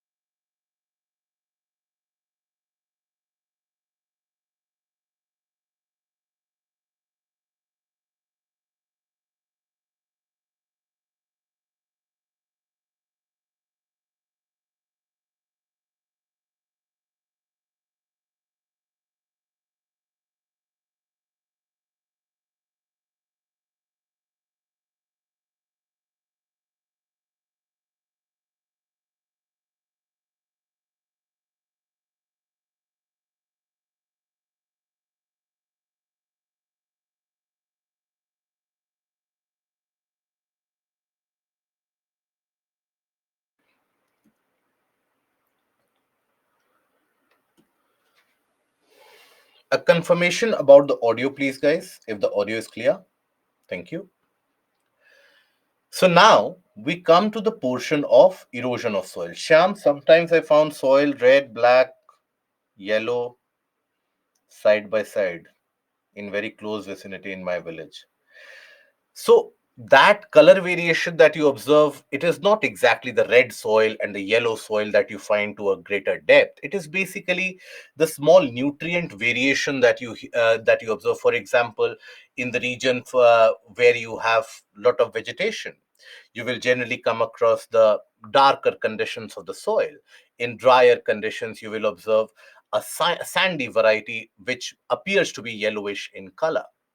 So that is the in the if you are saying that in the same village you are having those kind of variations, it does happen, where, let's suppose, a region has been cultivated continuously for decades now. Now there the soil variety will be different because you're irrigating it continuously, not in terms of it will become red soil or it will become yellow soil or it will become laterite soil, but the same soil will develop a different moisture content, different chemical composition. That is the reasoning for that variation. Okay, right. uh, in Mount Abu I found very large boulders with very smooth surface, like batholiths. Those are Mount Abu. The region of the Mount Abu is an extension of the Aravallis themselves. Now there you have rocks which have volcanic origin. Even in the region, for example, if you go in the area around Manesar, Pataudi area, to the southwestern portion of Delhi, there also you will find that kind of volcanic origin rocks, etc. Because as I told you, that the Aravallis, they have been formed, they have been created as a result of a very ancient continental ocean convergence. It is that ancient continental ocean convergence which has created this kind of a soil. Yes, in terms of Indian region, Aravallis are amongst the oldest fold mountains that you find. Okay. This is the same soil from which sculptures are made, mostly from laterite kind conditions. You will find that sometimes the sculptures are made, but they are made out of the clay also. Clay is actually also used for sculpture manufacturing. Okay. Now, then we come to the portion of soil erosion. Erosion means removal. So when we say erosion of soil, in any particular area, if let's suppose the topsoil is removed and the topsoil is carried away by agents of nature, such as rainfall water, excess amount of rainfall drainage, excess amount of river outflow, excess amount of wind flow, if the topsoil is loose and is not bound to the surface, then you can have that movement of the soil. Sometimes you can also have, when you, let's suppose, lack a significant amount of vegetation cover to grip the soil, you don't have anything to bind the soil in any particular place, then again the soil is loose, which can carry out the away the soil. So soil erosion is primarily carried out or is experienced due to the conditions where, let's suppose, you have lack of vegetation,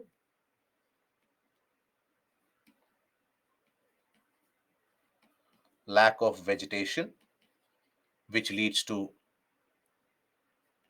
loose topsoil,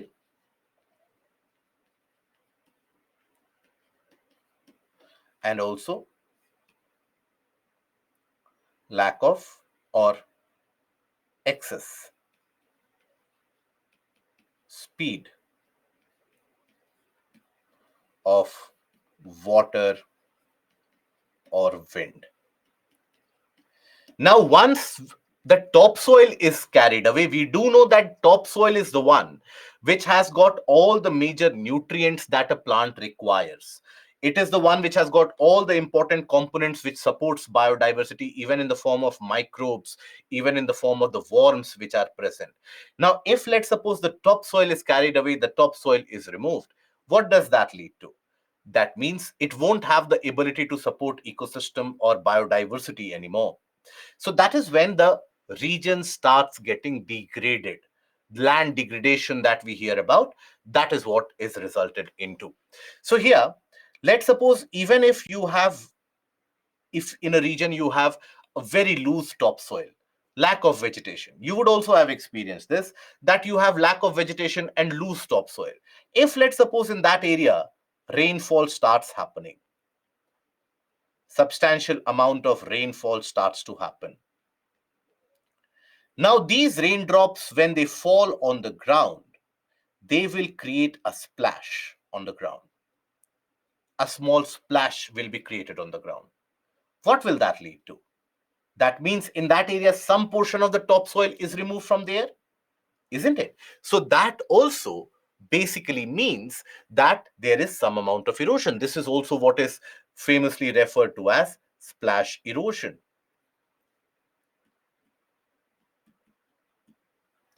Okay, that is also what is splash erosion. Now, basically, the denudation of the soil cover and subsequent washing down, that is described as soil erosion. The process of soil formation and erosion, they go simultaneously, and generally there is a balance between two. But the process of formation is very slow.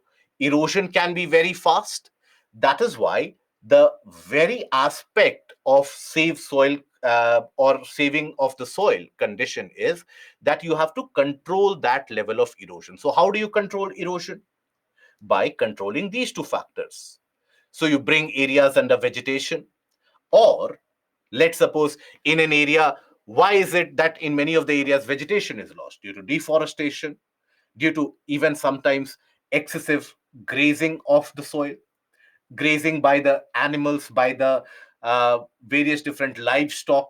When you release them out in the open, they will continue to graze significant amount of soil. They will continue to consume significant amount of the top grass, which is holding that soil together. So overgrazing also leads to lack of vegetation, due to which the soil is removed.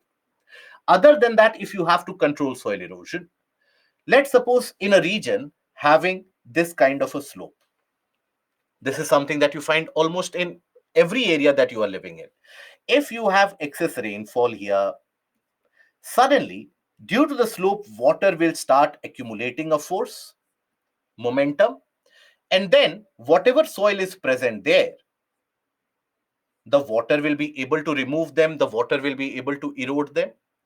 And what is the eventuality out of it? The eventual result out of it?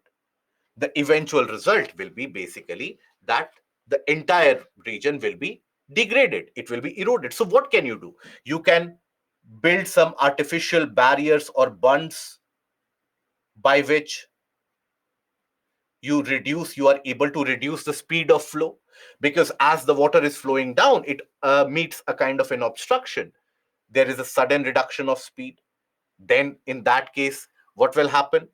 It won't be moving with that speed anymore, so it won't have that erosional capability.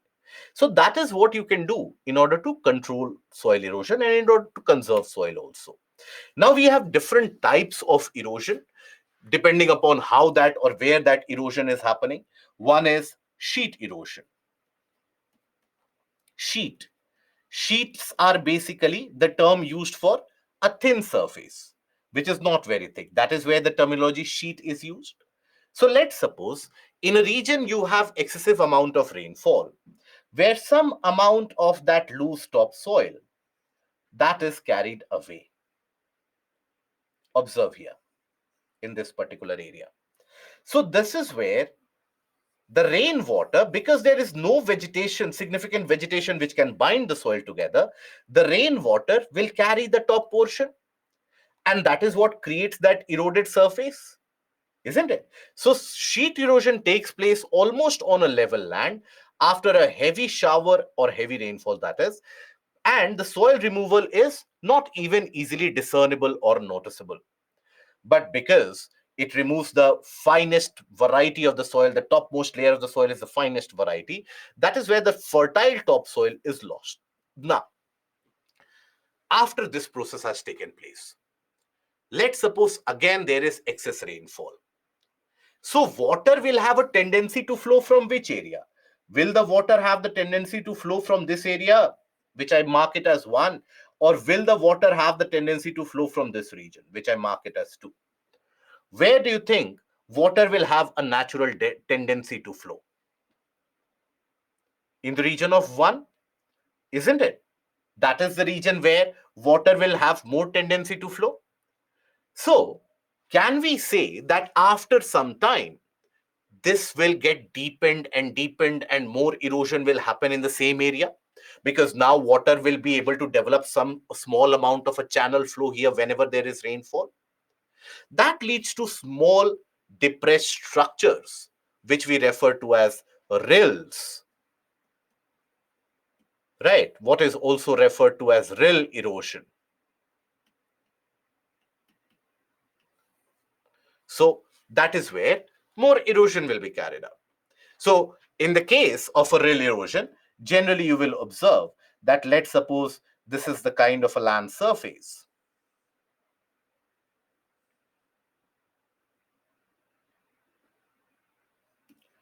Let's suppose this is the kind of a land surface. Now here in this case,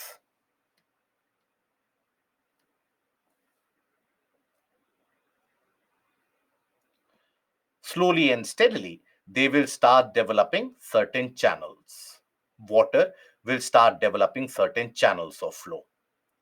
It is not as if water will be permanently present here, but whenever there is rainfall, water will follow these slopes across these channels.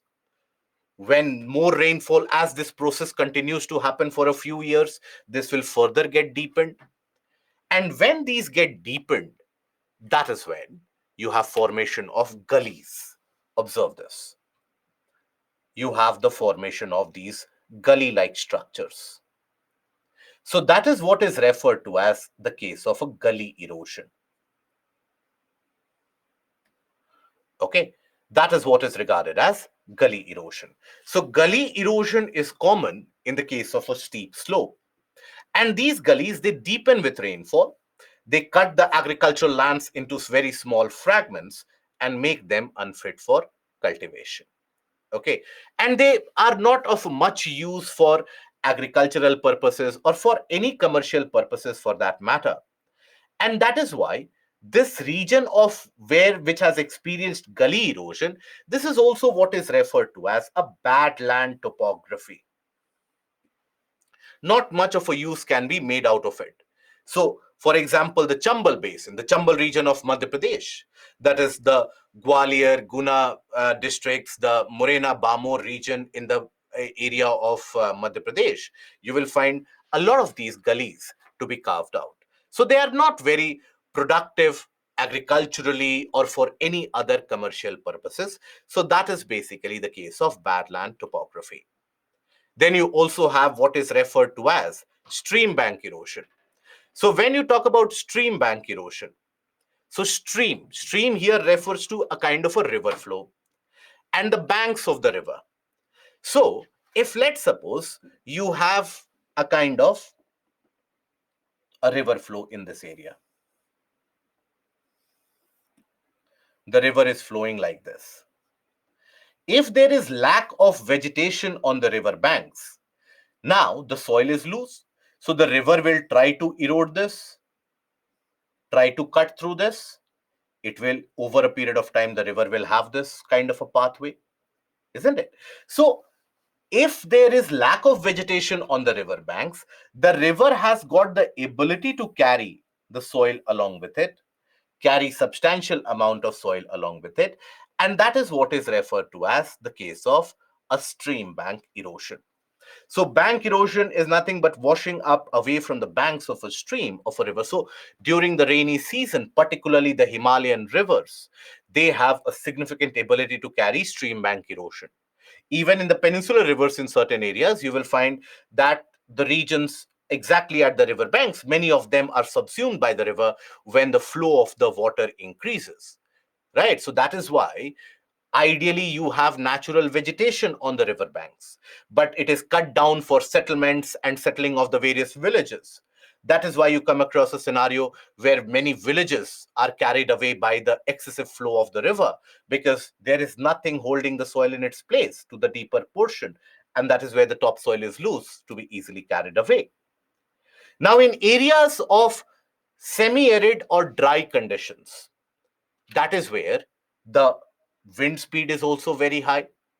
Okay, so when the wind speed is very high, that wind speed will be able to lift the topsoil slowly and steadily, and that topsoil will be carried over in small grains and particles.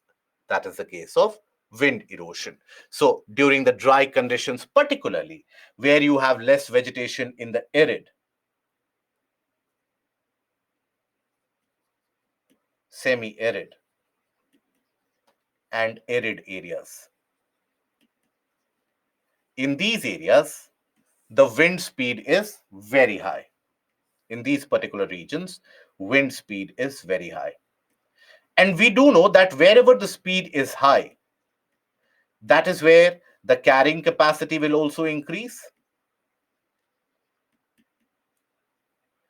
Carrying capacity will also be higher in this case.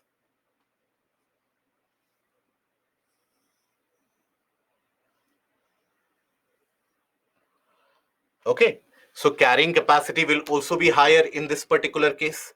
So that is why they will have the ability. So that is why in the semi-arid regions, arid regions, wind erosion is a kind of a common factor there as well. Then we come to what do we understand by degradation of soil? So degradation means what? Decline in the quality levels. Okay, whatever is the quality, decline in that quality, that is referred to as degradation. So when we talk about soil degradation, that generally refers to as the decline in soil fertility when the nutritional status declines and the depth of the soil erosion goes down.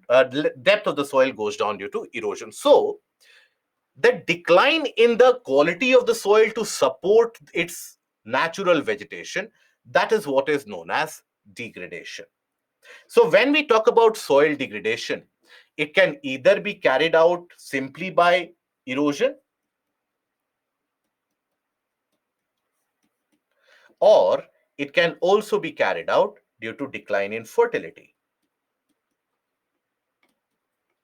We do know why erosion happens, but why is it that decline in fertility can happen? So decline in fertility can happen because of various reasons. Decline in fertility of soil can be caused because of various reasons. First of all, excessive irrigation will lead to waterlogging, creation of saline soil, right? Leads to formation of saline soil. Then excessive use of fertilizers and pesticides and chemicals. And in chemicals, use the term fertilizers, pesticides, all of them. When you apply them excessively, soil quality declines. Why? Because when you apply excessive of these fertilizers, then or excessive of any of these chemicals, then basically their ability to support the microbes and the micronutrients, that reduces. Okay, then after that, growing the same crop over and over again, of same crops, keeps on draining the soil of its natural fertility, isn't it? Now, then, in an area induced by climate, excess runoff due to, let's suppose, rainfall. Okay, so these can lead to decline in fertility.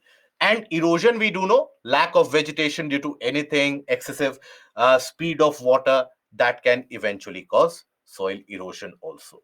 So all these factors eventually lead to soil degradation. Now, when you have the degraded variety of soil, that means the soil's ability to support life, it declines substantially. So naturally, the soil won't be able to support vegetation. naturally the soil won't be able to support any kind of growth. And very soon, that degradation can lead to desertification. So basically, degradation, either because of erosion or decline of soil fertility, anyway, any which way that you look into, means ability to support vegetation, natural vegetation reduces. That means topsoil becomes very loose. That means can be eroded easily. Then retention of moisture becomes impossible because the soil which is left has got coarse grains. Moisture can't happen. Why? Because basically coarse grains of soil is left. Then after that, you will observe that soil becomes, due to lack of moisture retention, soil becomes sandy,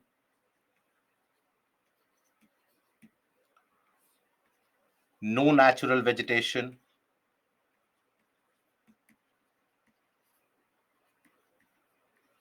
and that is when we say there is a desertification.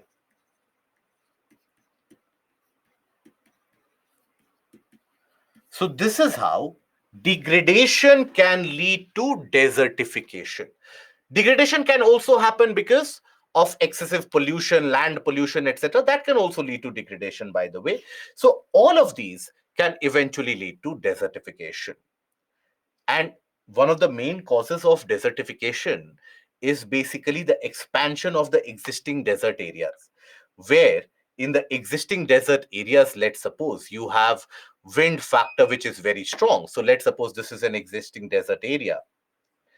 Now the wind velocity will be very, very strong. So that wind will deposit that sand, will carry that sand, will deposit it into the vicinity regions. Now imagine any agricultural land. On top of it, if you have sand deposit, will that land be able to support crops anymore? Obviously not, because the nature of the topsoil in itself has changed. So its ability to support vegetation will be quite different. And that is when we say that the region has become desertified. So expansion of the existing deserts is also referred to as desertification. For example, as I told you, Aravallis are one of those barriers which are very important in checking the expansion of the existing deserts. Thar Desert naturally has got, because westerly winds are so very prominent in that area, Thar Desert has got the natural propensity, the natural property to expand eastwards. It is the Aravallis and the green belt of the Aravallis which is preventing that expansion of the desert. But ever since that sand mining and construction mafia has become active, you will find that the Aravallis are being cut down, and natural erosion and degradation of the Aravallis is also taking place. That is why you will find that nowadays, even the areas in southern Haryana, in the areas of eastern Madhya Pradesh, there is an increased desertification which is happening. So these are the factors which lead to degradation and desertification. How coarse grained soil? Coarse grains means larger particles. If you have only the presence of larger particles, all that rainfall which happens, all that rainwater will go to the lower level. So the soil won't be able to accumulate that moisture anymore, isn't it? Plastic pollution also decreases fertility. Any kind of pollution will decrease the fertility. Yes, soil erosion is basically removal of the topsoil. Leaching, when you observe, leaching is basically the percolation of the nutrients, carrying of the nutrients to the lower level. Leaching is very different. Advantages of desert? No. Deserts basically they have the ability to support their own different ecosystem. So the entire biodiversity setup of that area will change. Udesh, yes, that is true. Some type, sometimes it is slightly better. Then we come across what are the measures, methodologies which can be adopted for conservation of soil. So when we talk about soil conservation, we basically mean protection or maintenance of the integrity of the soil. So here, when we talk about soil conservation, it is the methodology to maintain soil fertility, prevent soil erosion and exhaustion, and improve the degraded conditions of the soil. So if you know why that degradation is happening, why that erosion is happening, you can also recommend the corrective steps. Afforestation, for example, will bind the soil in its place, isn't it? Now, many of the times you have the farmers, after they harvest the crop, let's suppose they have harvested wheat. After that, they wait for 2 months, then they will plant rice. Now, in those 2 months, when the land is dry and the land is without a crop, the winds, the rain, everything can erode the topsoil. So, what can you do? Cover cropping, plant anything in that process, short duration crops, anything, just cover the topsoil. Okay, topsoil should never be left barren. Okay, so the moment you leave topsoil barren, you are exposing it to various different methods of denudation. Then, for example, in the region of the hill slopes, ideally the speed of the water will be very high. But let's suppose you construct such terraces, what is known as contour terracing or terrace farming. Now, in that way, you can allow for the retention of moisture also. Water will stay in the same region for a longer duration. So here the water won't straight away slide down. It will stay in some region for a longer duration, right? So erosion won't happen. Groundwater recharge will also happen, right? So contour bunding, contour terracing. I told you what is contour, what is bunding. Bunding basically, let's suppose there is a hill slope. Water would normally move with a very significantly swift speed. But let's suppose you construct some artificial bunds here, physical barrier, artificial physical barrier that you construct here. So if the water is flowing, it will be stopped here. It will start accumulating here. Only that excess water will then flow. Then this will also start accumulating here.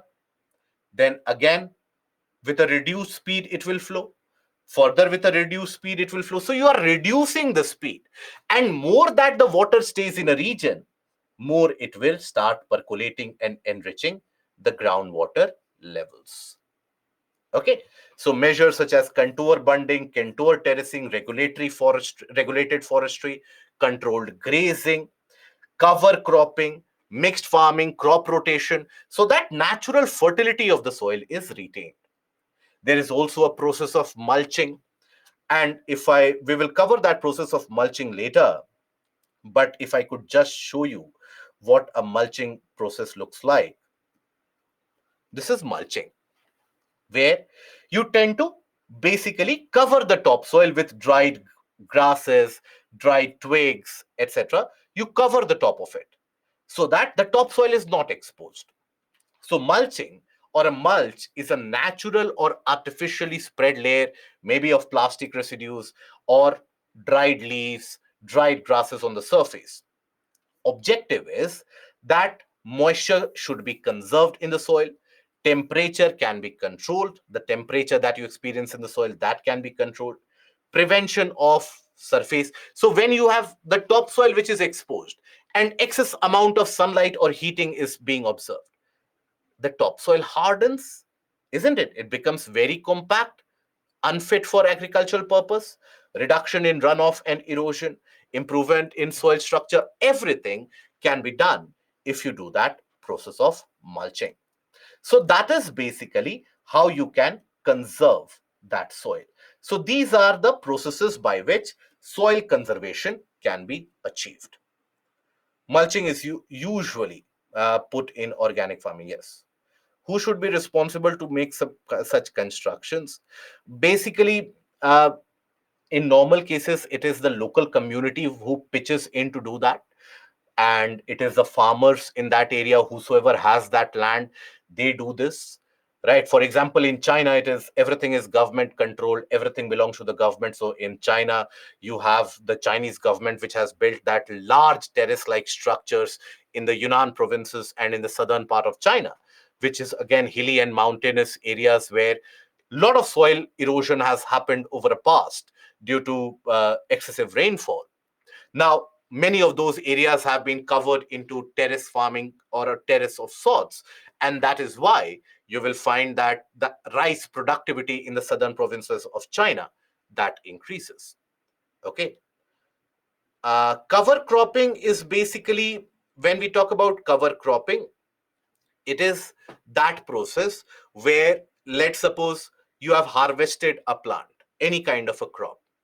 After that, you don't leave the land barren. Before planting the next season of crops, plant something. Put some plants into there, any kind of plants, so that any kind of short growing, short season plants also you plant, so that the topsoil is bound in its own place. Okay, right? Nowadays, we are using things which are made out of wood, plastic, or steel. If you that means deforestation. So see, you have sustainable utility of wood also.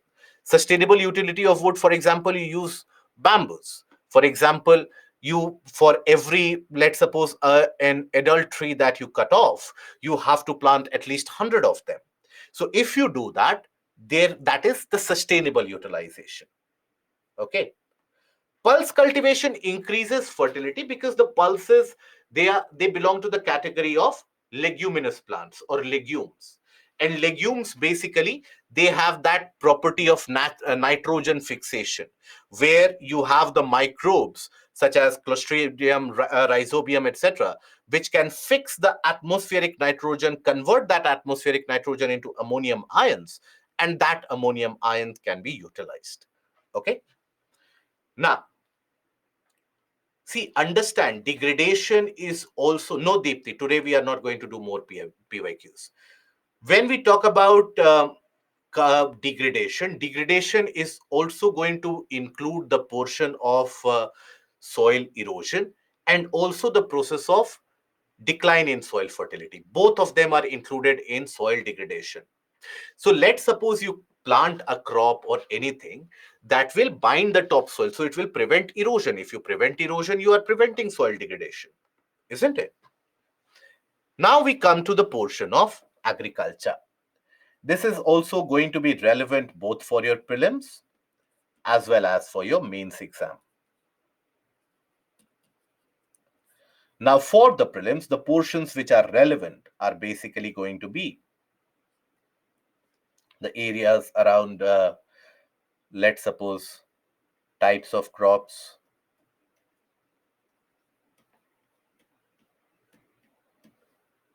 regions, conditions required,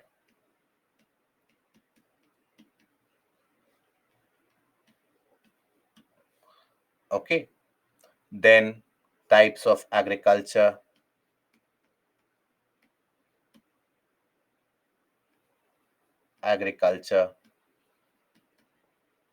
then cropping pattern,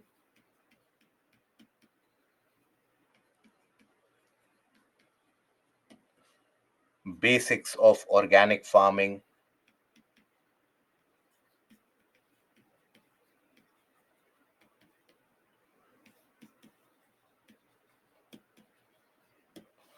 these are the portions from where in prelims questions can be asked. We will take up the PYQs maybe on Tuesday or Monday, where we will be discussing that.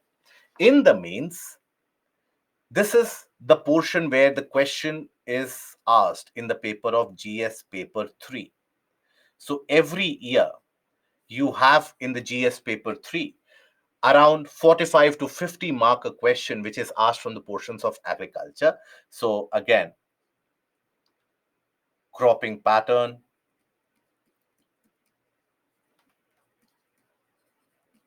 then for example, types of cultivation,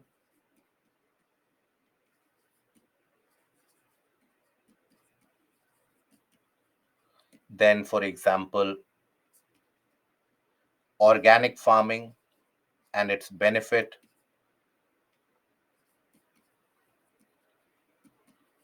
irrigations, also issues in agriculture.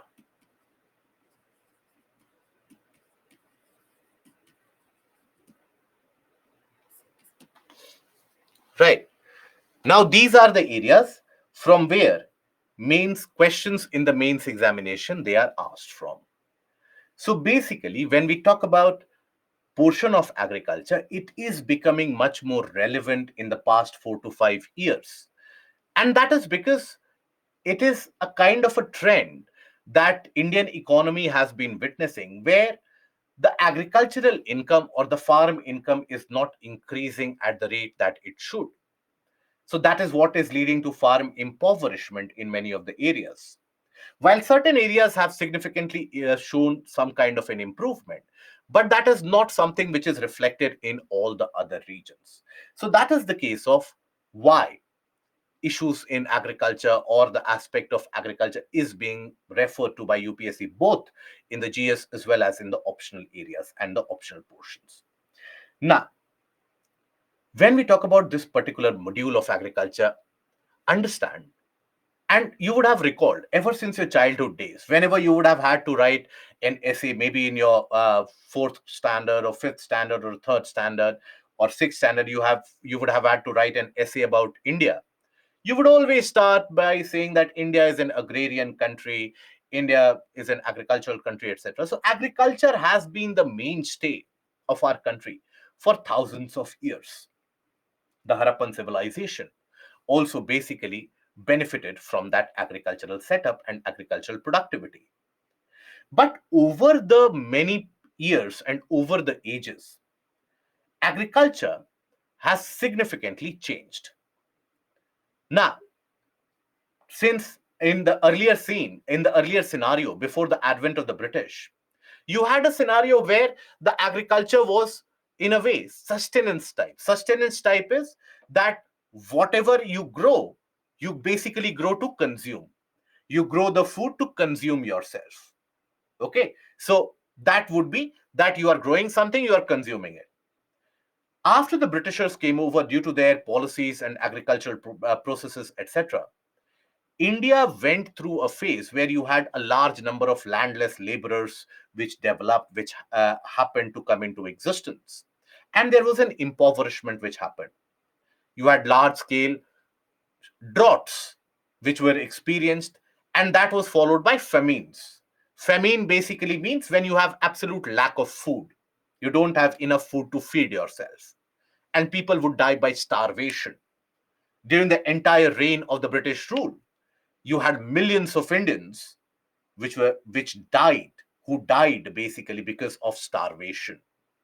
Conditions were very bad. Think about it. The very infamous Bengal famine of 1940s, the early 1940s, that in itself is said to have claimed lakhs of lives only in the region of eastern part of India.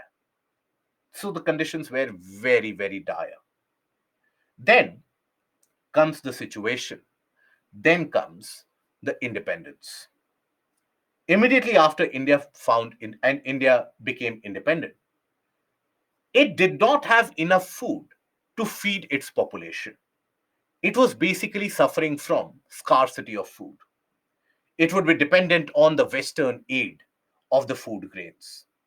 The countries of the West, like US, they would send that food grain to India.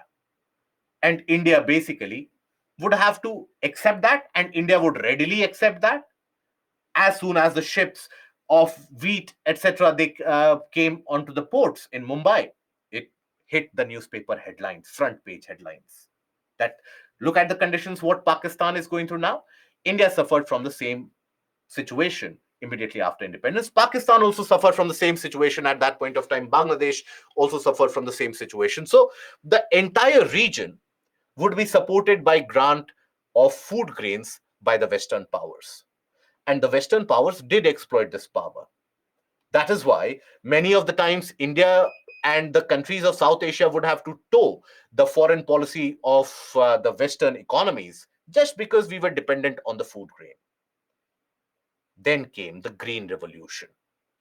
Green Revolution was a new technique of increasing the productivity by increasing the amount of food grain production by using better quality of seeds, high yielding variety of seeds, irrigation, fertilizer, mechanical instruments such as tractors, harvesters, thrashers. They were used. And immediately after that, the crop productivity in that region increased. And today, around 50 years down the line after Green Revolution and more, we have not only become one of the largest producers of food grains across the world, but across all the various agricultural items, we are either the largest producer or amongst the top producers across the world. So, indeed, we have covered a very long distance. We have come a far distance. Now, if you take a look at the region of Pakistan, they are still in the same scenario. They are still in the same condition, but we have not only developed such amount of buffer stock, think about it. Ever since the time of the COVID pandemic, close to around 80 crore Indians are being supplied with free food grains from the central government and the state governments also. So think about it. Since that point of time, we have that much capacity that we are producing or we are giving food grains for free. we are we have now extended that program and policy for another 5 years. That is on the back of our huge agricultural productivity that we are generating. So that is how agriculture has been very remunerative now. But still, roughly around 50% of the population is still involved in agriculture. And agriculture has a growth rate of now 1 to 2%. Immediately during the COVID days, agriculture indicated a growth rate of 4%, but now again, it has reverted to the pre pandemic days of 1% agricultural growth. 50% of your population is involved in an economic activity. And then that is contributing only around 14 to 15% to the economy. So obviously, there are inefficiencies. There's a scope of improvement. And that is why farm income is reducing. The cost or the income generated by laborers in other sector, that is increasing. The labor wages, they are increasing in other sector, but in the farmland, that is stagnant. That means if you compare it with the inflationary rate, farm income is reducing. That is why this portion becomes important. So when we talk about agriculture here, basically, more than 50% of the population is directly or indirectly involved in agriculture. The gross value addition by agriculture alone is close to around $270 billion, more than what the economy of Pakistan in totality is. We are adding more gross value addition just by agriculture. Then exports from agricultural activities, they are to the tune of around $50 billion.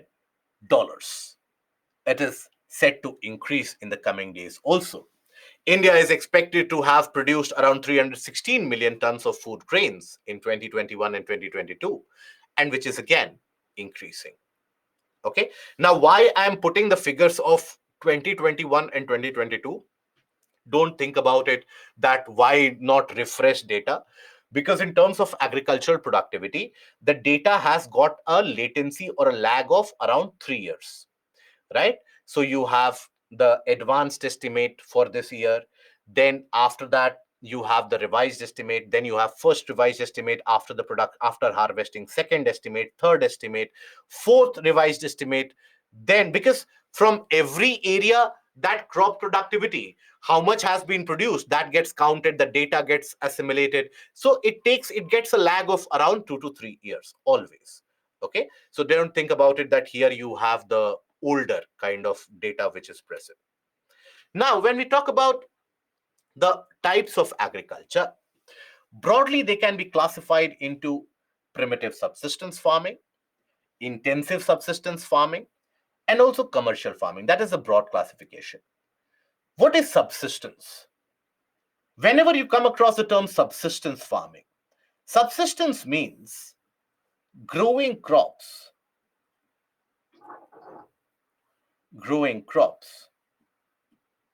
for self consumption. That means a very little amount of surplus. So you are not growing crops for profit motive, you are growing crops for self consumption. Now, primitive means no modern tools or techniques are used. You are completely dependent on rainfall, you are completely dependent on the natural fertility of the soil, and that is what is going to help you grow the crops. If the soil is not fertile, the crop productivity won't happen. So you shift to a newer area and then you start cultivating that particular soil. Okay, so very traditional, rudimentary method of farming, no fertilizers, no new particular techniques of irrigation, etc., no crop rotation, simply the seeds that you have had, you simply plant it in the soil, you allow it to grow naturally. So obviously, the productivity will be minimum in the case of primitive subsistence. Then you have intensive subsistence, where you do use some of the techniques, but then mostly it is labor oriented, lot of labor. You are only dependent on the fertility of the soil in the river plains, for example. So this primitive subsistence you will find to be carried out mostly in the tribal areas, in the hilly regions, where you have had that traditional method of cultivation going on for centuries now. When we talk about intensive subsistence, that is generally carried out in the river plains, where the soil is so very fertile, deposited by sediments year after year. And that is when you will find that cultivation is carried out. So if you have 10 members in the family, all of them carry out that labor. And they are growing the crop only for the self consumption. Then you have the criteria of commercial farming, where you grow crops only for profit motive, only for selling in the market. So this is the most remunerative one.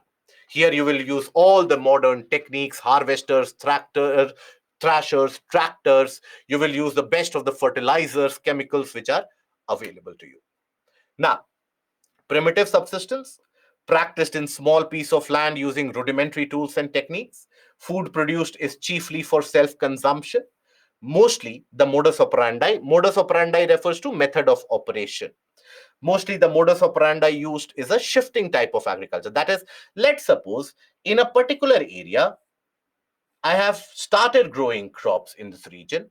After some time, I discover that the crops have turned infertile. So simply, I will go to a newer area. I will start planting crops here. After a few years, even as this turns infertile, I will grow here. So obviously, the productivity is not very high. This is also what is shifting cultivation. Many of the times, this is generally found in the tribal regions, in the less developed areas, in the hilly areas where connectivity is not significant. Now, in many of the cases, you will find that the people they cut down the forest lands or the trees in order to clear that land for and make it fit for cultivation. That is when, first of all, they will cut down the trees. Whatever is the remnant portion, they will burn it off, and then they will grow crops there. That is what is also referred to as slash and burn cultivation. Now, in this case, never will the crop productivity will be so high that it will be able to sustain you and your family. So that is why people they pursue other activities such as hunting, gathering, for example, beekeeping, rearing of animals. That is always carried out in order to support them. Okay. So, when we talk about shifting cultivation, it is also what is known as jhum cultivation in certain areas. It is a kind of a slash and burn method of agriculture. Here, you have a migratory primitive structure, that is the shifting kind. Migratory means shifting agriculture.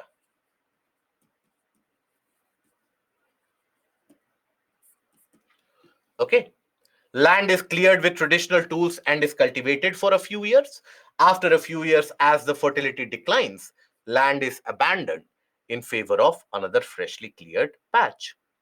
Cereals and tubers are the ones which are mostly grown. Hunting, gathering, fishing, and bird rearing is a common phenomenon observed in Latin America, tropical regions of Asia and Africa, South and Southeast Asia, where the infrastructure development is not very high. You have isolated communities. There, this traditional method of cultivation has been carried out for multiple years, many, many years, centuries now. Then you have intensive subsistence. This is generally carried out in the deltas and the river plains, where the soil naturally is so fertile, it will give you rich dividends. So, river valleys and delta plains in South and Southeast Asia.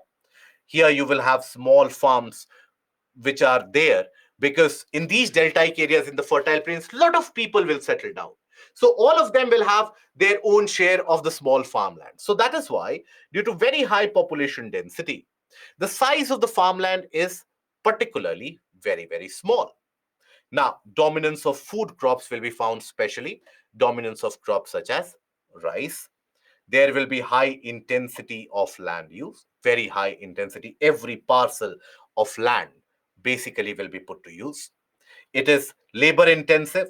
As I told you, almost all the members of the family, they are deployed in that labor activity. They will carry out some or the other process of agriculture. Crop rotation, mixed cropping, these are the methods that you carry out to maintain the fertility rather than relying only on the fertilizers and additional chemical inputs. Here, there is a very significantly low level of commercialization. And because the surplus generated is very less, most of it is subsistence, that is, most of it is for self consumption. So there is very little surplus.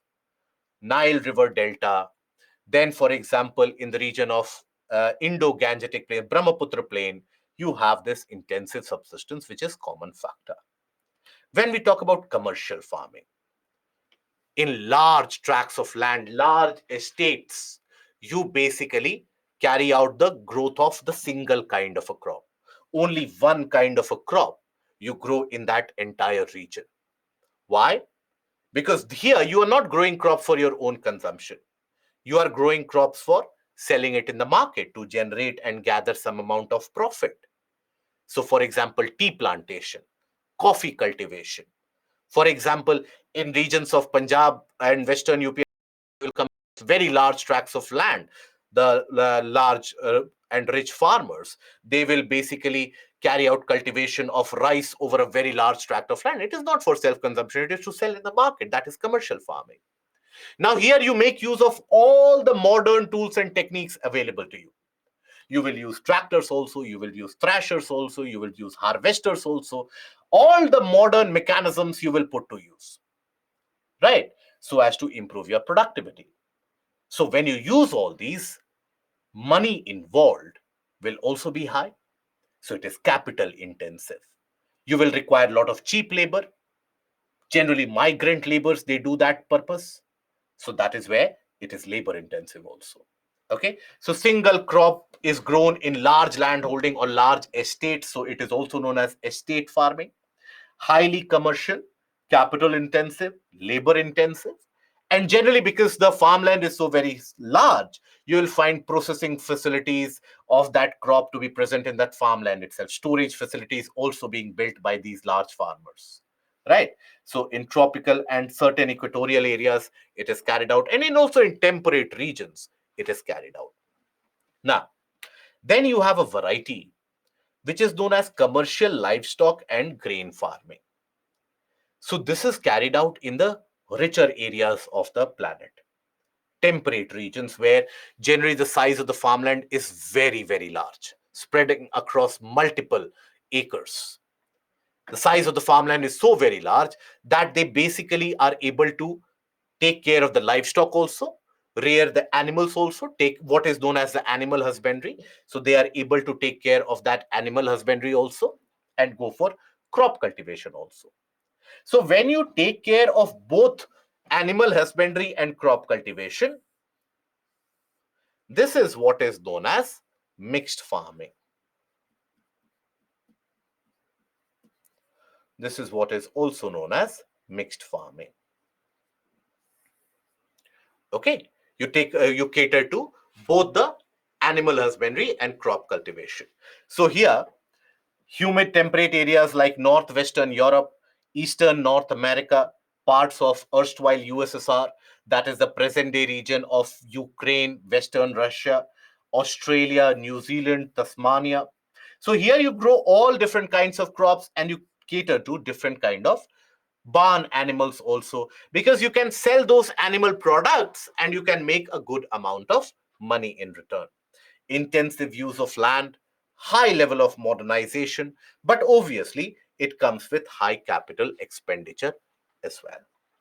So that is the case of this commercial livestock and grain farming. Now we come to the cropping pattern. Understand that. What do we mean by cropping pattern?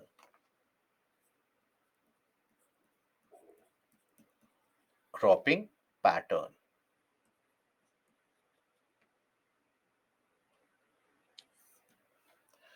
So cropping pattern is how do you grow the crops in your farmland? Whether you grow only one crop in 1 year or you are able to grow multiple crops in 1 year. So based on that, it is divided into monocropping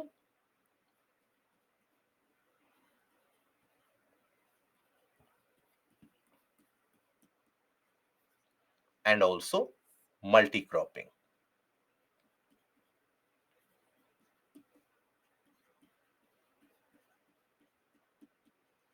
Monocropping means only one type of crop grown in 1 year. That's it. Okay. Only single kind of crop or single variety of crop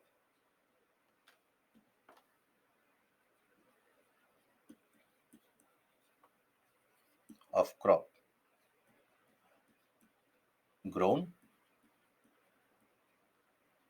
in an year. Okay, that is monocropping. Multi-cropping, multiple crops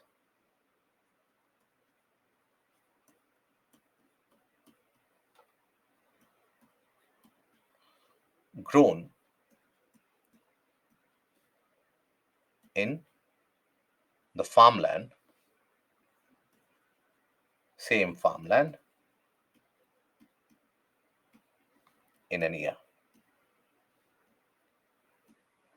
So monocropping means you will grow only one type of a crop. Multi-cropping, you grow multiple types of crops. Rice also, wheat also, maybe vegetables also, maybe pulses also. So how do you do that multi-cropping?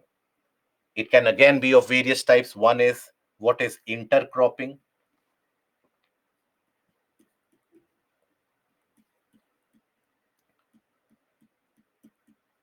Intercropping is basically, let's suppose you have a farmland. Okay. Now in this, you have in fixed rows and columns, let's suppose here you grow rice. Okay. Then after that, then let's suppose you grow any kind of vegetable here. Then again, you grow maybe chilies. Then again, you grow rice. Again, you grow vegetables. Again, let's suppose you grow rice. So here, what you are doing is you are growing the multiple crops in fixed row pattern. So crops, multiple crops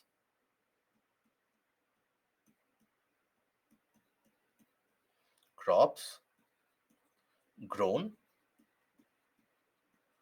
in fixed row patterns. That is the case of intercropping. Then you also have what is known as mixed cropping. That is different from mixed farming, by the way. Mixed farming is crop cultivation plus animal husbandry, right? But then you have what is mixed cropping.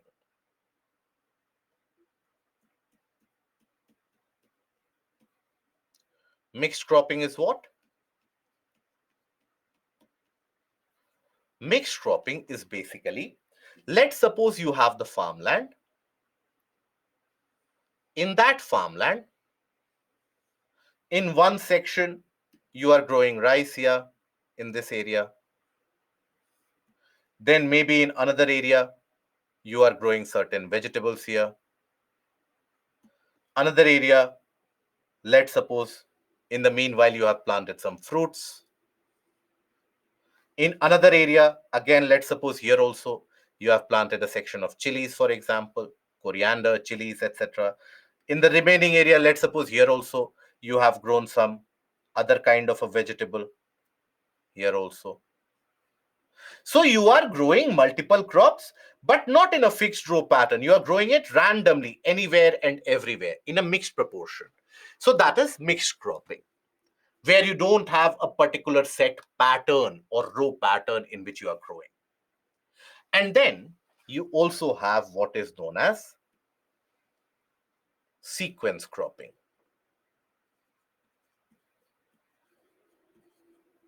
Sequence cropping. What is sequence cropping? Rice, followed by wheat, followed by rice again, followed by wheat again. So you are basically growing them in a sequence. So after you harvest rice, you plant wheat.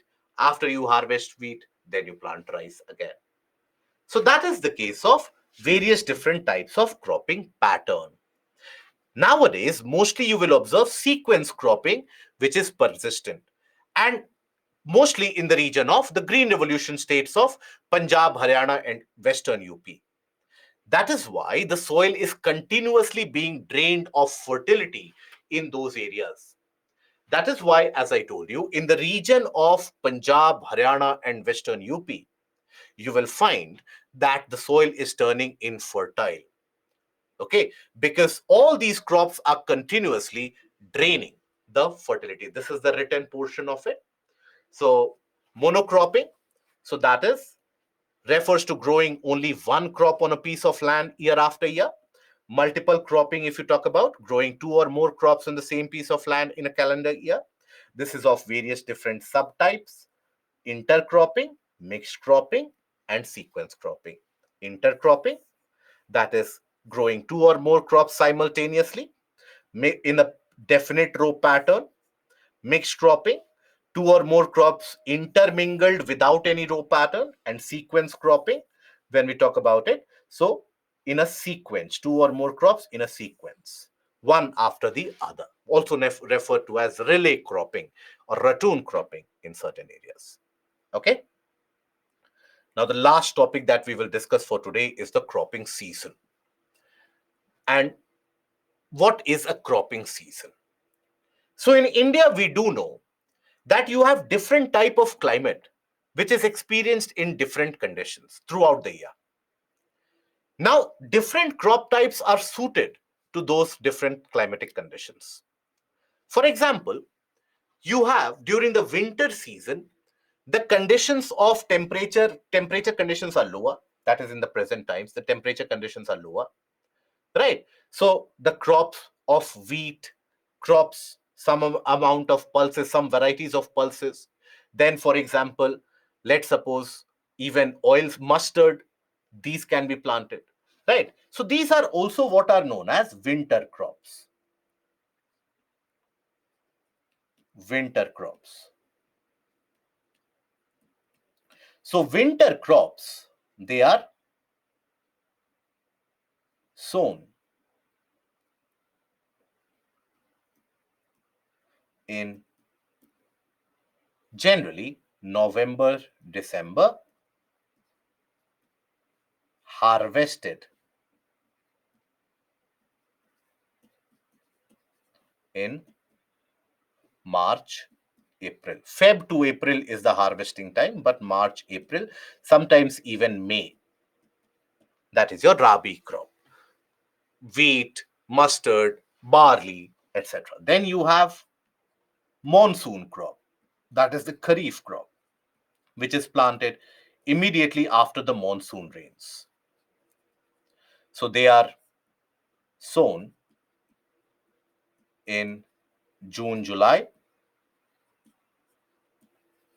harvested in September, October. That is when the stubble burning takes place, because you have to harvest rice, and after that you have to prepare the crop or prepare the farmland for planting of wheat, the sequence cropping. That is why people burn the stubble, or the parali burning that you observe in the region of Punjab, particularly Haryana and Western UP also. Zayed, these are short growing crops, that is the summer crops. Summer crops. So these generally are sown in, they have a maturing period between 45 to 60 days, 30 to 60 days on an average. So sown in the month of generally April, May, harvested in June. Okay, that is the case of the Zayed crop. So example I will give you. So barley, wheat, peas, mustard, these are your Rabi crops. Example of Rabi crops. Paddy, maize, jowar, cotton, tur, groundnut, soybean, these are your example of Kharif crops. Then watermelon, muskmelon, cucumber, these are your example of Zayed crops. Short growing season. Now understand that different parts of the country will experience, for example, right now, in the region of Punjab, Haryana, you have winter season which is coming in. But in the region, let's suppose across the eastern coastline, Coromandel coast, you have warmer conditions. So rice can be grown in the region of eastern coast or Coromandel coast right now, but wheat has to be grown in the region of Punjab. So it is not the case that in 1 month only one kind of a crop will be grown throughout the year. Because of that diverse climate, you have different kind of condition which is observed. Sugarcane is also generally, when we talk about sugarcane, that is also a kharif crop mostly. Okay, and paddy is cultivated in kharif. Yes, that is true. And some crops which cut down after 1 year, that is when the maturing period is around 8 to 9 months. For example, sugarcane, you can take the example of that. Okay. Yes, Nikhil, some crops are only grown in certain areas, which we'll take a look as we take a look at few of the major crop varieties. But I understand that many of you have reached that level of saturation. So even if I proceed now, uh, it won't be of much utility, much use. So that is where we'll end the session here today. We meet again on Monday. I can proceed. See, I still, ironically, I still have a lot of energy to proceed. But then the thing is, I won't be able to proceed if you are not able to gather enough information. So it won't be of any use. So we can. I can't even tell you the number of comments which are telling me that it is enough. I will die now. So basically, we will end the session here today, and we will continue again on Monday. And that is when we will carry on the session on Monday and discussion on Monday. Monday, we will be covering this portion of the remaining portion of agriculture. That is major crops, what is irrigation, organic farming, the basics of it. And then we will be moving over into the portion of minerals and industries. Okay. So that will be all from my side today. Thank you for being patient enough from early morning. And we will meet again on Monday. Till that point of time, relax, revise. Goodbye. Thank you. Is there anything present in the world which only has advantage without any disadvantage? Human intelligence, my dear friend.